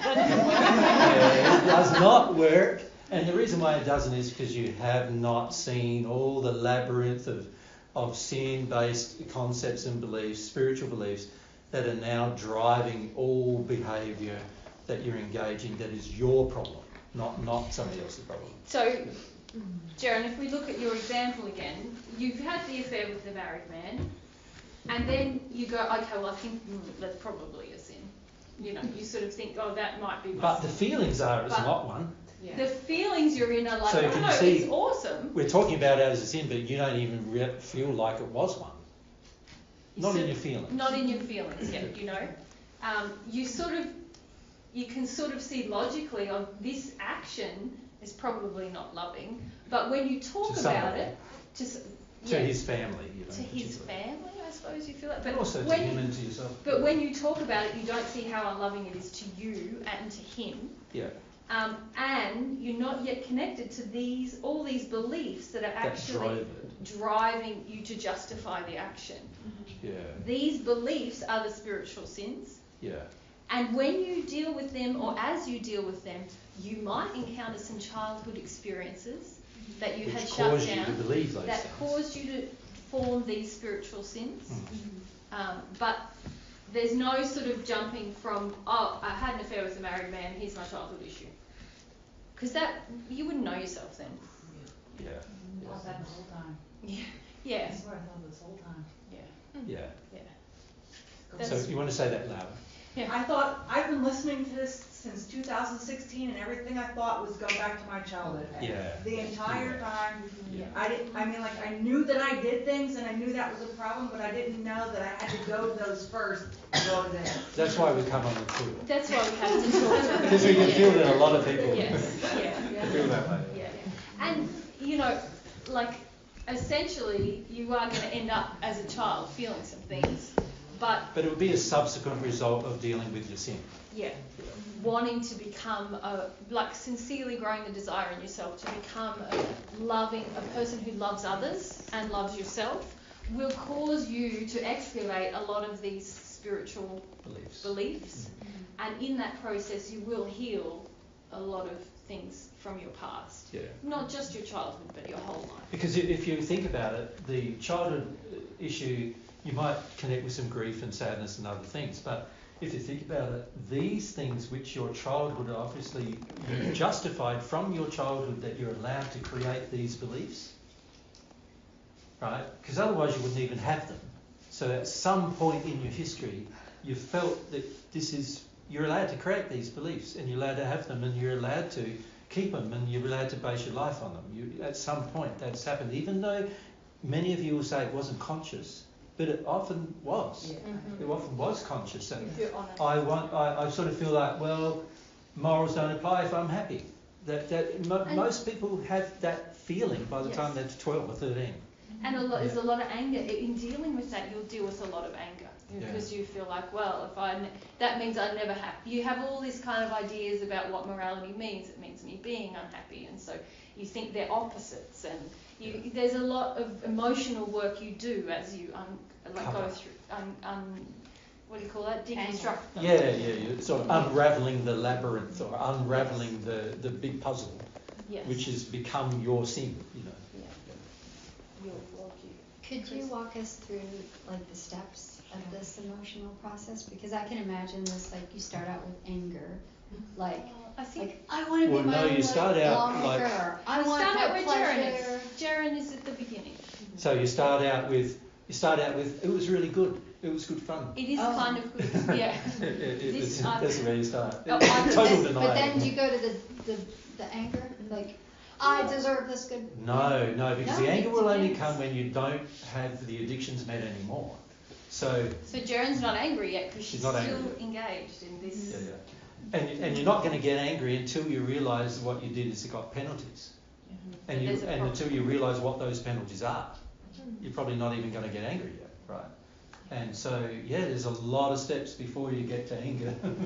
And also, it's not linear necessarily. It's not like, oh, I'll do this and then I'll do that. And can I say to you, Chris, your mind is saying, give me a rule, give me a rule, give me a rule, give me a rule. You're like Elizabeth. Yeah. What's the checklist? I don't want to have he's married. I don't want to have to feel through it all. If you just give me a rule, I'll be able to work it out with my mind. And remember, all the sin is in your heart, not your mind. So that's going to be a problem if that's the attitude. You see, you're not going to probably deal with any of it with that attitude, because you're going to think you've dealt with it, or think you've found it, or think that it's worked out, or hope that it's worked out, and in your mind you can get very hopeful that, oh, it's all over now. I've done a bit of crying a few days here, should be all over now. That kind of thinking, you can get that in your mind, and then once you get that in your mind, you're going to dismiss the rest of the process. You're going to have to go through a process where it's at the moment, there is a thing of, it was good. So that's just where you start. You're thinking, with all your addictions, you think they're good. And if you didn't think they were good, you wouldn't do them. So you do think they're good.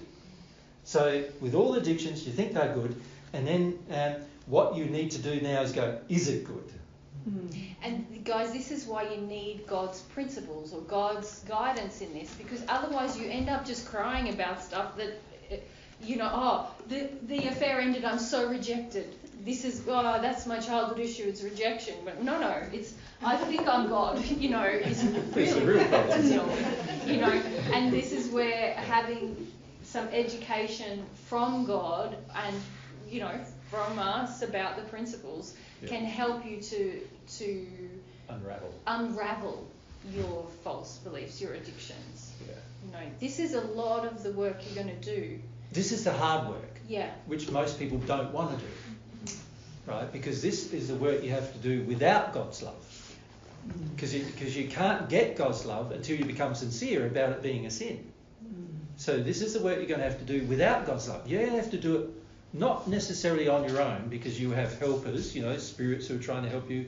God can help you through the conscience, people on earth who want to help you through things. But at the end of the day, you will have to do it alone, to the point where you're repentant, and then God's love can come. Right? It's like God wants you to understand how powerful your will is, you know.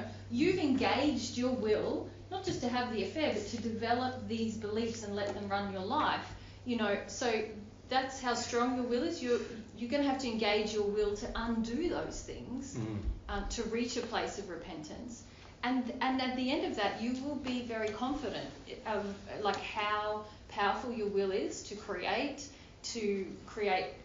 destruction, to create in a good way, to bring about happiness. But if you just sort of have a little cry about your childhood and everything's fixed, you really haven't understood your will, have you? Or the principle of responsibility is big in this too. Yeah. Lack of responsibility for my For actions. actions. Yeah, like, Yeah. like it doesn't matter. Doesn't matter, no. It doesn't matter that I'm going to hurt the wife or. As long as I'm happy. Yeah. Who cares? My actions shouldn't have consequences is really part of this spiritual beliefs. Yeah, it is. Yeah. And you know, every action you take, no matter what it is, has a consequence. Every one.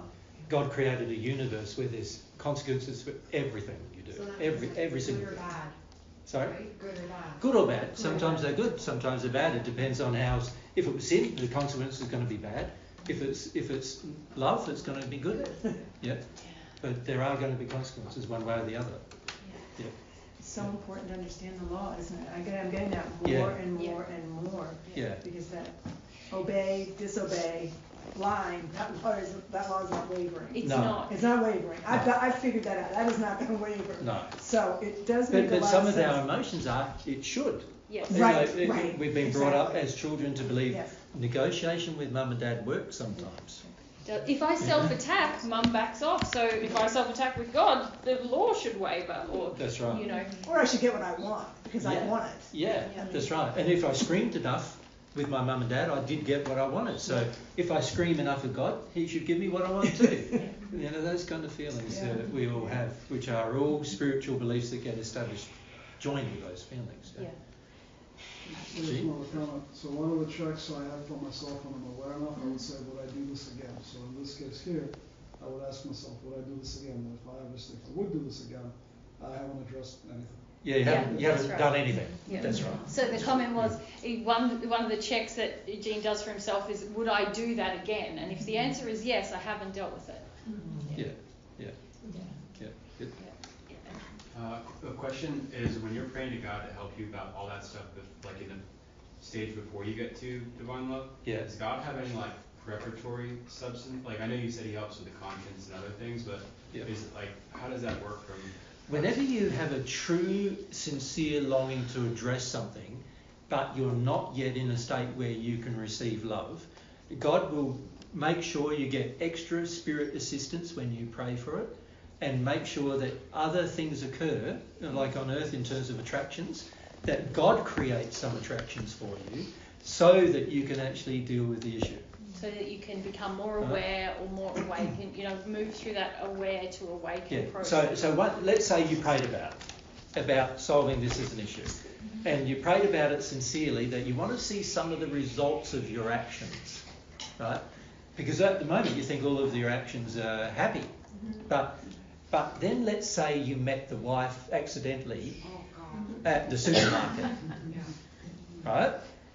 And she looked at you and then come up to you and started screaming at you, and you know. Or even just she didn't know and you ran into her, you would feel something. Yeah. And then imagine she knew and you met. Or imagine that you're driving past accidentally sometime past his work, and you see his wife and his 2 children. I don't know if you have, but let's say he did, right? And then you started to feel about what's it like for the wife and the children that he's had an affair with me. You know, these kind of things can help open you up to, you know, what it felt like for other people other than you. Does that make sense? Yes. So, but for the most part, most of us go, I don't want to know any of that, right? Because all I want to know is that it was great. And so we don't pray to be enlightened, to be shown the reality of anything we've done. When you, But if you were sincere, you could, couldn't you?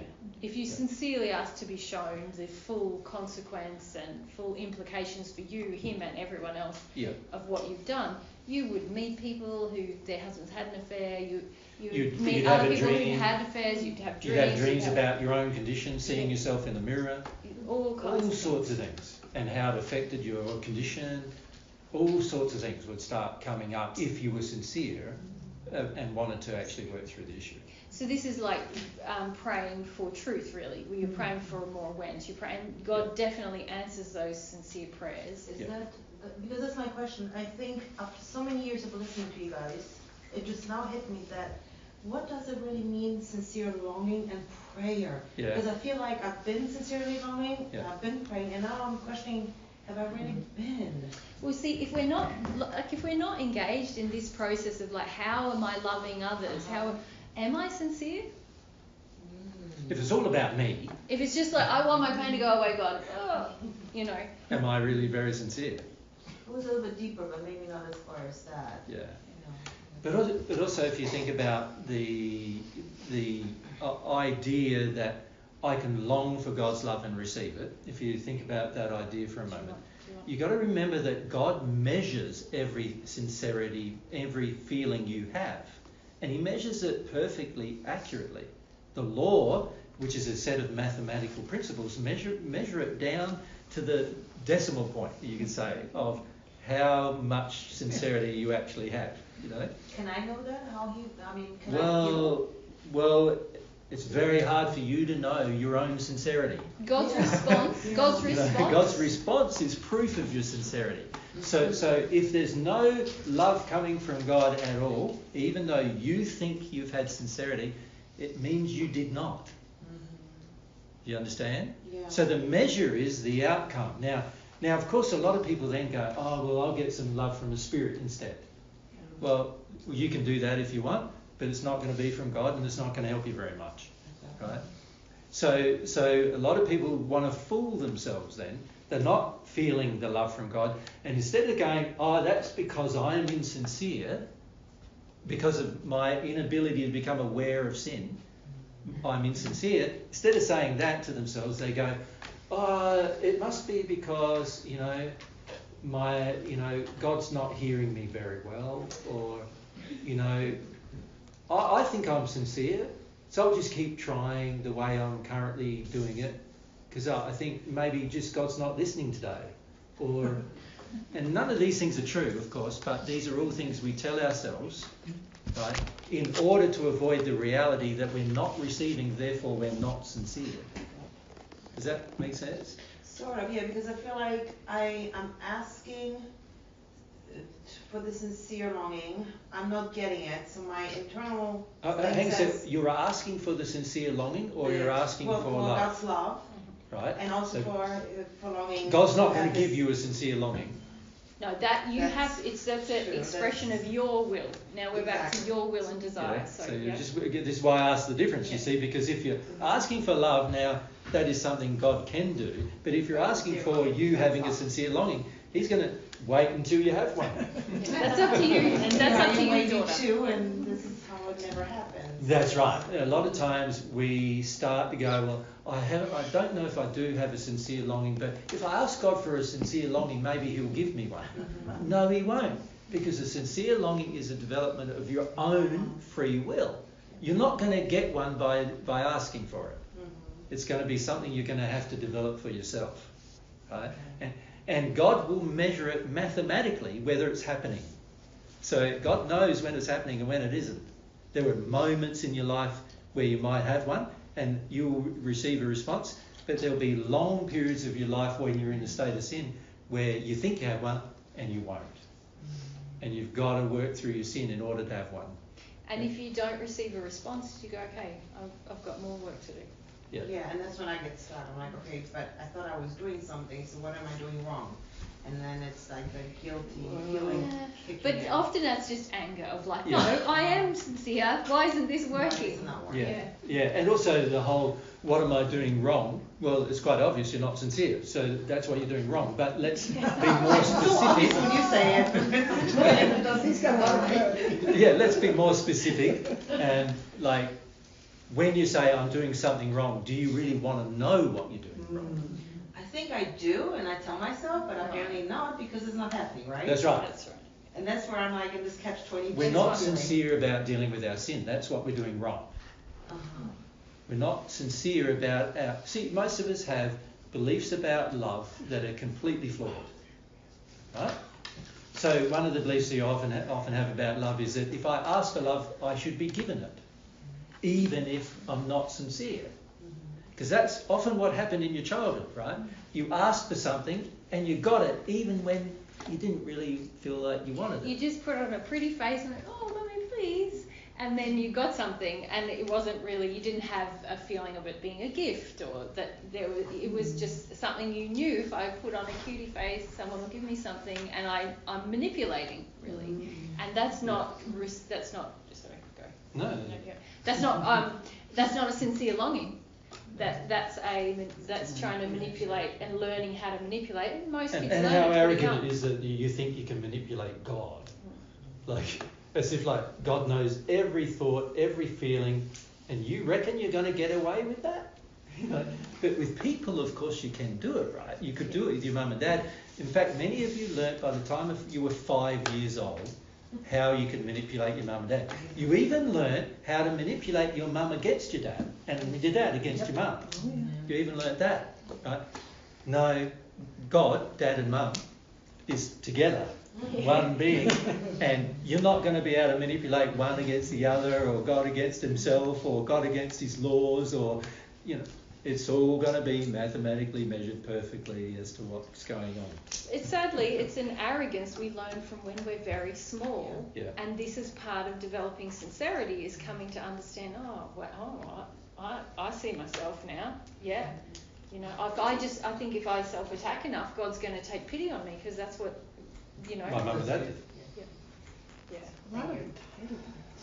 Yeah, entitlement. Like, as long as I had a feeling that I deserve it, then I should get it. And there's no gratitude with that. There's none. And this is something you'll come to learn. You can't receive God's love at all until you feel emotionally that it's a gift, that it would be a gift, you know. And yeah, that's powerful to come to recognise. All those other times I was praying, it was like I felt like I should get it, or it was a demand, or it was an antidote from my bad feelings. You know, I want to be rescued. When you realise, my job is feel my feelings. That's up to me, nobody else, not Jesus, not Margaret, not Emma, not God. No, it's all my job, that bit. Then you feel like, wow, and then if someone loves me, what a gift. Because I'm not seeking that to avoid anything inside of myself. But it's not God's job to feel your feelings for you, nor is it God's job to expose them for you either. It's not God's job for you to discover what your sins are. They're all your jobs. They're what you need to do. Sin is your creation, not God's. And so God's not going to take any responsibility for it whatsoever. So if you feel bad from your sin, well, too bad. You're going to feel bad from your sin because you sin. Well, that's what you said earlier. There's going to be a lot of painful, uncomfortable feelings in this process. And this is where we see a lot of times in our childhood when we started to feel bad, mum and dad came to our rescue. Oh, my child's feeling bad. Oh, poor child, you know, we'll help. So something happens at school which is a result of the child's own behaviour, but you're going, oh, it's too bad, I'll help you out with that. You know, our child wants to go to football, I'll help you out with that. A child wants to go to, what do you have here? Baseball, I'll help you out with that, right? Not, I'm going to help the child work out how it's going to do that for itself. We have the feeling from childhood that our parents will help us out with everything. Will help us out because basically, fundamentally, they should live for us and not for themselves, right? And so we have these developing beliefs as a result of this, that spiritual beliefs inside of ourselves relating to God, which are fundamentally saying God should act like my nice mum and daddy acted towards me. And when God doesn't, you go, what's wrong with God? Like, you know, I'm asking, I'm sincere, what's he doing? Like, he doesn't care for me, or, you know, this is where all these sort of feelings that he doesn't care. But actually what he does is he cares that there are certain things that are your responsibility. He made you the pinnacle of his creation.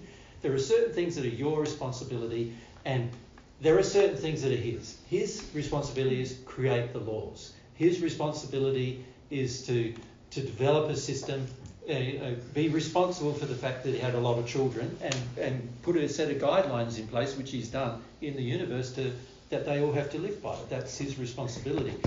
His responsibility is not to give you love. That's a gift, right? Not a responsibility. But see, many of us as children have come to believe that it's our parents' responsibility to love us. But it's not. It's our parents' responsibility to parent us, to educate us. To create laws that help us to understand ourselves and our free will. Now, of course, if they wanted to educate us, they'd probably be driven by love to do it, right? But God doesn't demand of every parent on earth that they must love their children, right, in the sense of must give the child a whole heap of things which God would not give them, right? So God expects the parent to love the way he loves his children, which is all about helping the child develop self-responsibility, understand their own power, understand their own personality, understand their own nature, and come to enjoy that. You know, that's what God does with you, right? So that's what he would like, as parents, us to do for our children. But the problem is most parents don't do that. And instead what they do is they start rescuing the child from its own bad behaviour. And then, of course, when we start praying to God, we think that God, being the nice daddy that he should be, will rescue us from our own bad behaviour. And he won't. And so then what happens is we start going, oh, it's like, do I want a relationship with God if I am going to have to be responsible for my own bad behaviour? Like, I want a relationship with God where he fixes my bad behaviour results. You know, the results of my bad behaviour. And you know, this is a fundamental flaw, of course. And this is also a fundamental flaw that drives a lot of people's prayer, so-called prayer. But it's not sincere. Sincere prayer is, I created my sins. I am going to have to identify them, work through them, fix them. Now, God's only going to help if I'm repentant for them. He's only going to help that. Thank you. What if we go through the sin and all the actions or reactions as a result of what we did? How do we know if God has forgiven us for that sin? So we repented and we felt and we cried and we did all that. How do we know that egg mark on our soul has now disappeared? You'll feel it instantly. It's like you'll get to the stage where there is no longer any pain that you feel when you think about the event. There's no longer any feeling inside of you that causes you to feel that the same behaviour would be acceptable. And it's now easy for you to live without that behaviour. So instead of struggling against your addictions, you will actually find it easy to give it up. Do you understand? Because the reason why it's there is no longer there. So naturally you're going to give up easily. So all this struggle that people do and all this keeping on trying and all this stuff is all proof that none of that's happened. Right? So it's very easy to measure when God's actually forgiven. Because when God's forgiven, you will feel differently, completely differently. You will not ever be attracted to that sin again. You will never do it again. And not as a result of detunement. No.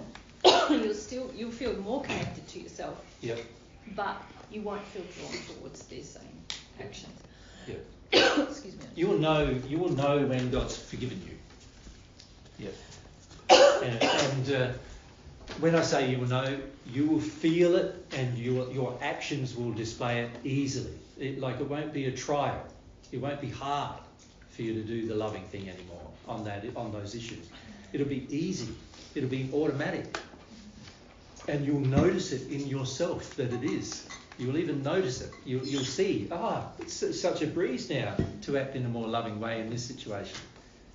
So let's say this particular issue of having the affair, let's say the whole sin was dealt with. There will never be another time where you'll feel sexually attracted to a man who's not your soulmate. Right?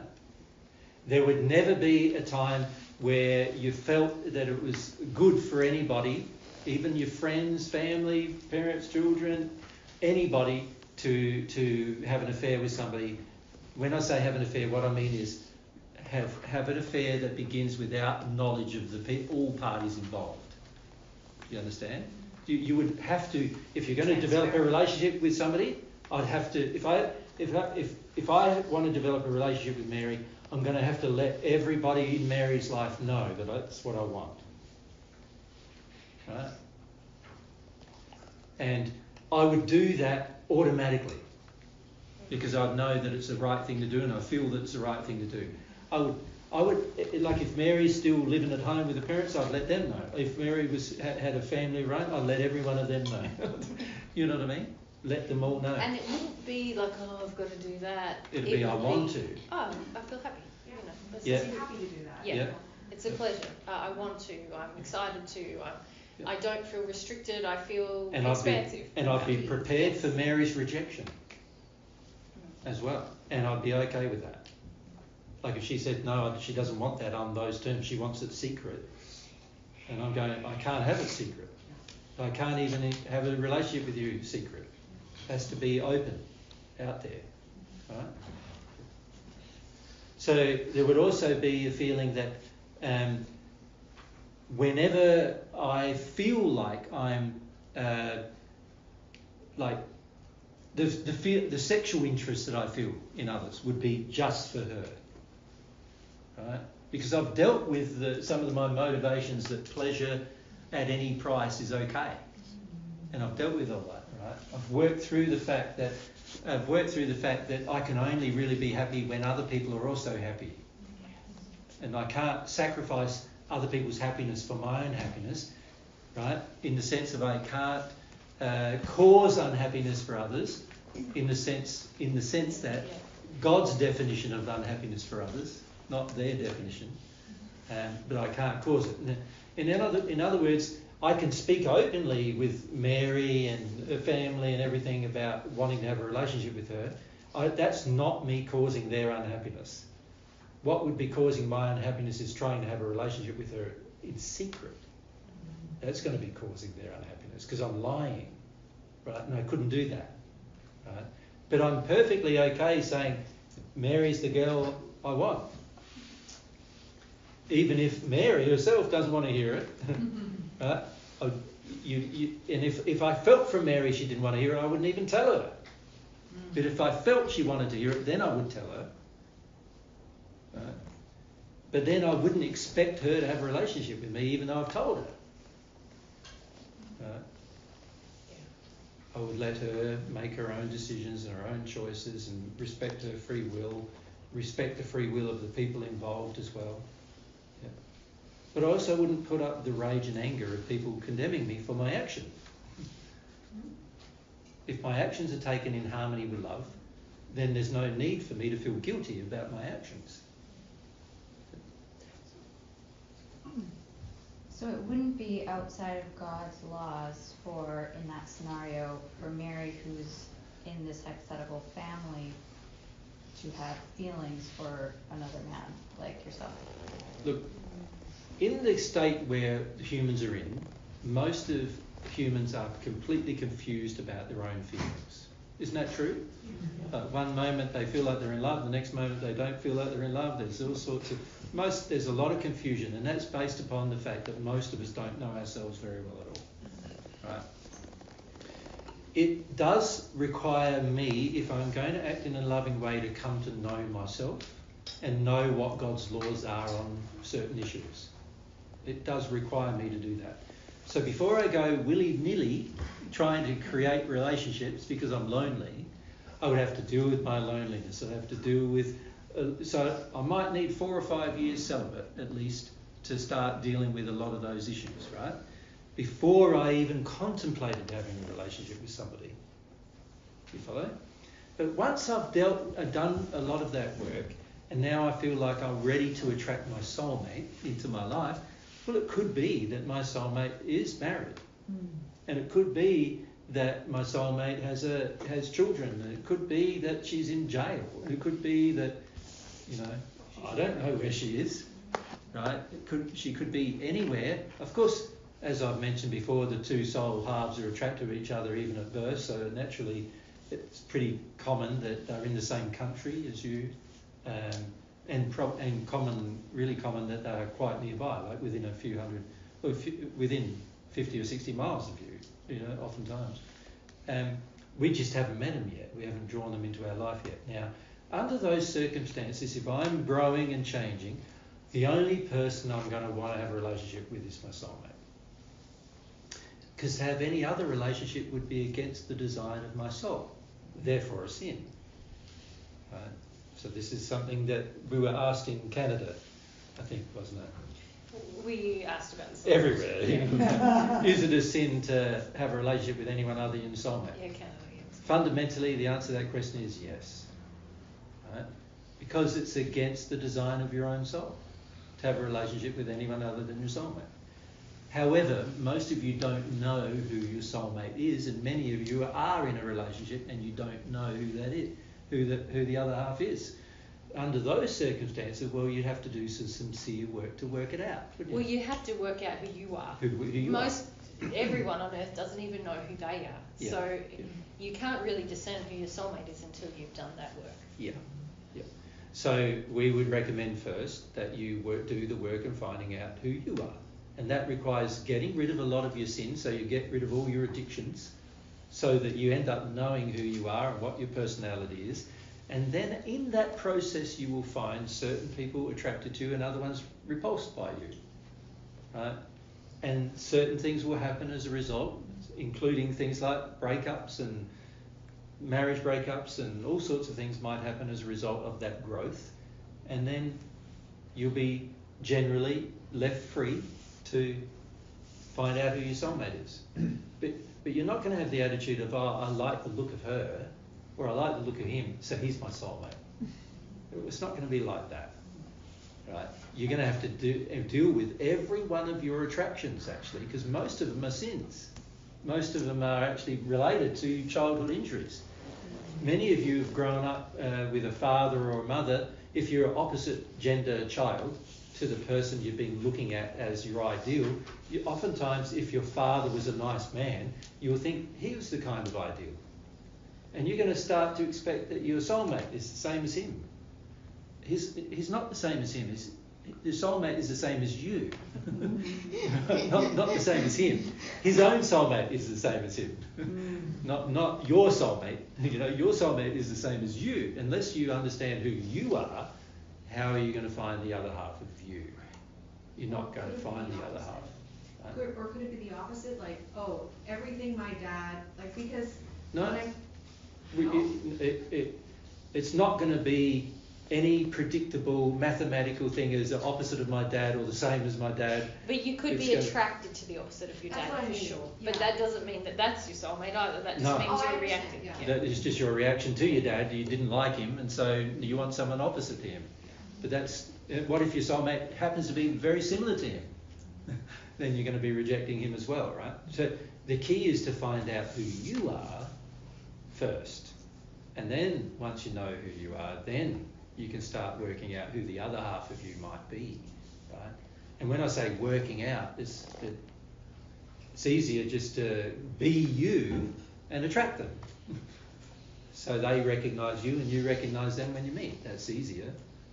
God designed it that way so that you'd meet when you're 10 or something, or, you know, at puberty or shortly after. That's how God designed everything to work. But we've got so many addictions that, you know, many people never meet their soulmate on earth, and for hundreds of years after, in the spirit world. How many I know like in the pageant messages, they were married, Helen and James, Yeah. and they are soulmates. Yeah. Maybe this is a silly question, maybe it doesn't even. Pretty often. Pretty often you are married to your, so you can be Yeah, married and pretty not, often and not know people it, are married you to know. their soulmates, yeah. Pretty Really? often. It's not, you know, Obviously it's not 100%. when I say pretty often, it's not like 50% or 20%. It's okay. more like, you know, 5%, maybe less. Oh. But it's pretty often think when of you that think as about a- it. Given how detached everyone is from their true self, that's a Pretty amazing. amazing. I guess it's much From our perspective. perspective, that's like a lot. Yeah, but it's not like a large percentage. You can see why, because every family of origin has its own sins, and then you create your own sins as well, and then you have your own addictions based on your own sins, and your own attractions based on those sins, and you know, you can see that unless you unravel it, it's pretty hard to recognise the other half of yourself. Yeah. What's the time, baby? It's 4:10. Yeah. I think rather than talk more about soulmates, is there any final questions about this topic, about the sin principles and stuff? Yeah. So underlying a lot of this, would it be that I don't truly want to know myself, and therefore I don't want to know about others, and therefore I don't want to know God? I don't think you can generalise it that much. It's sort of like everyone's life is a unique life. You have a unique personality, a unique nature, and you've also had a unique upbringing. Even in the same family, you've had a different upbringing to, say, if you have brothers and sisters, to them.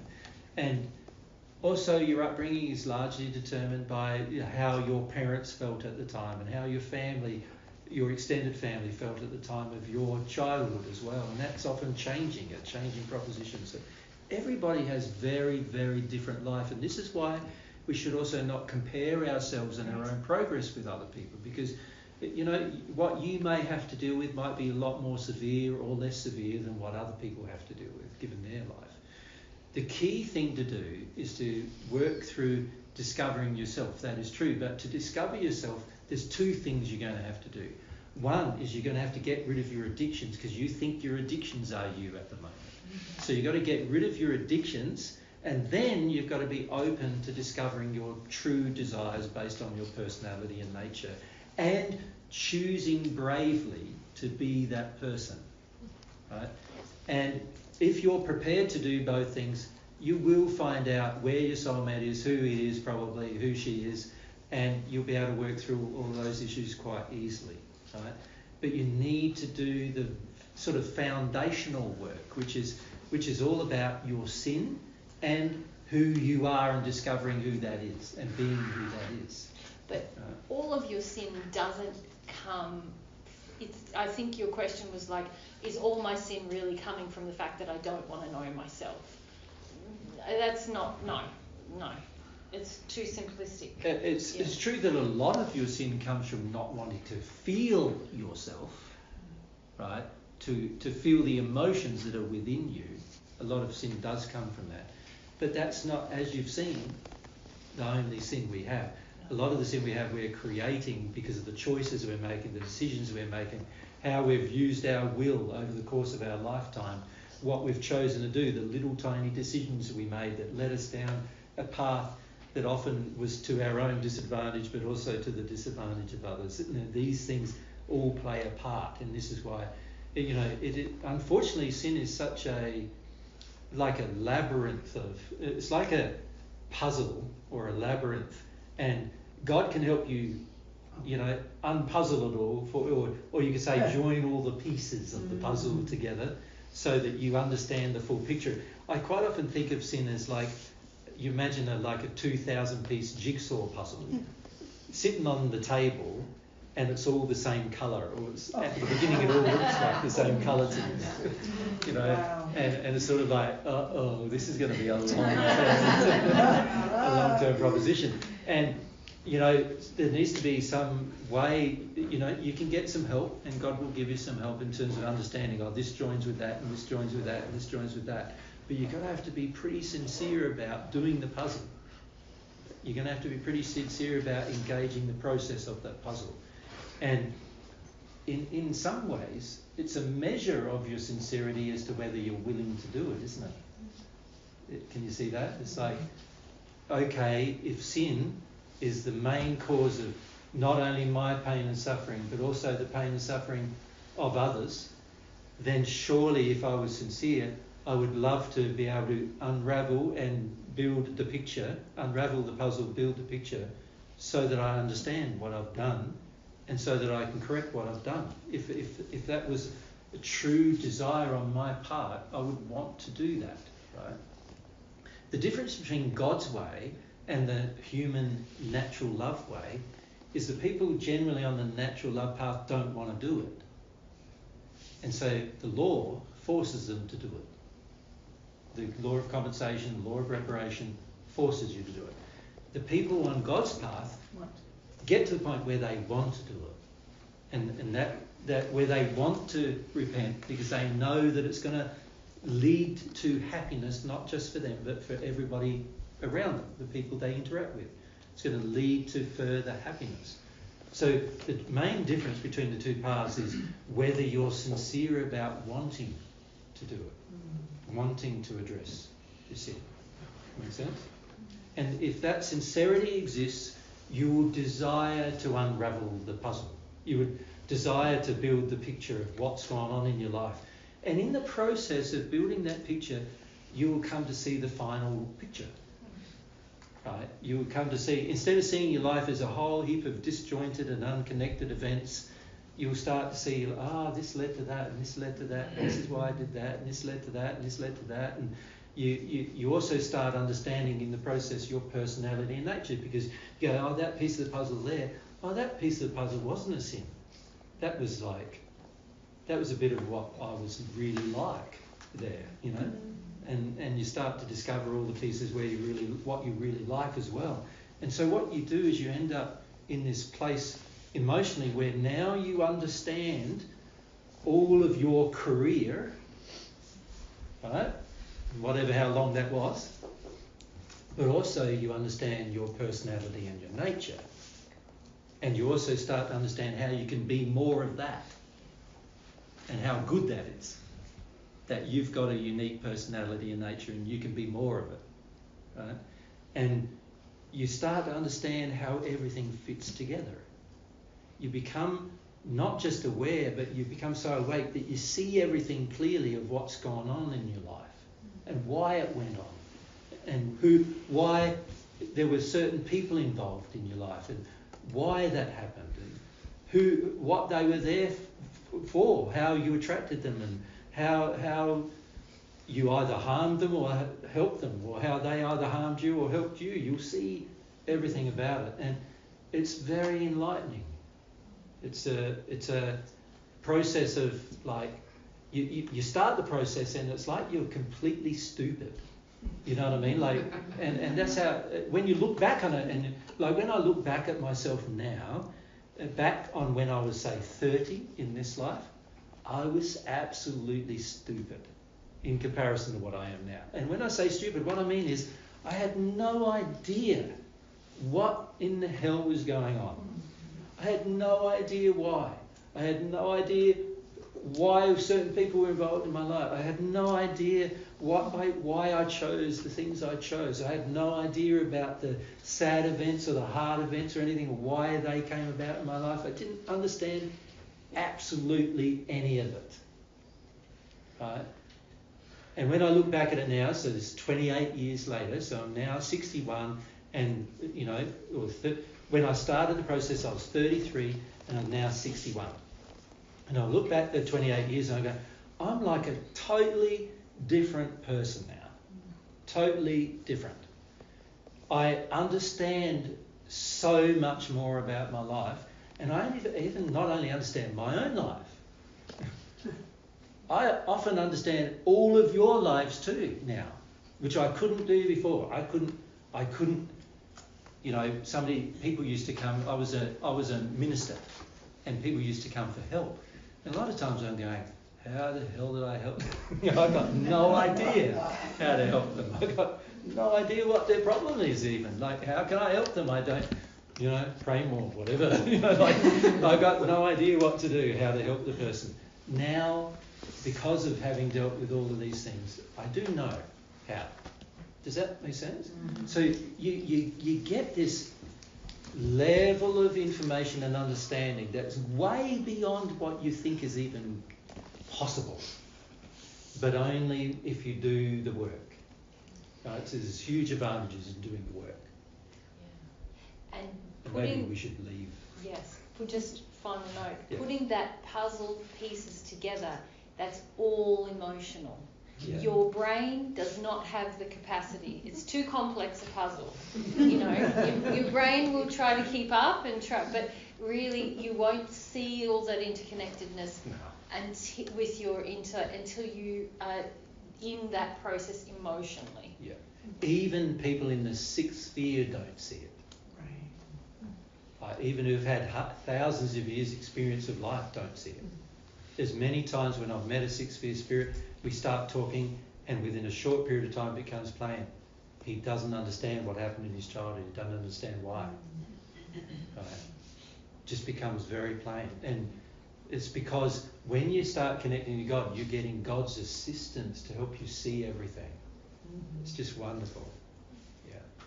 But we need to probably finish today there, huh?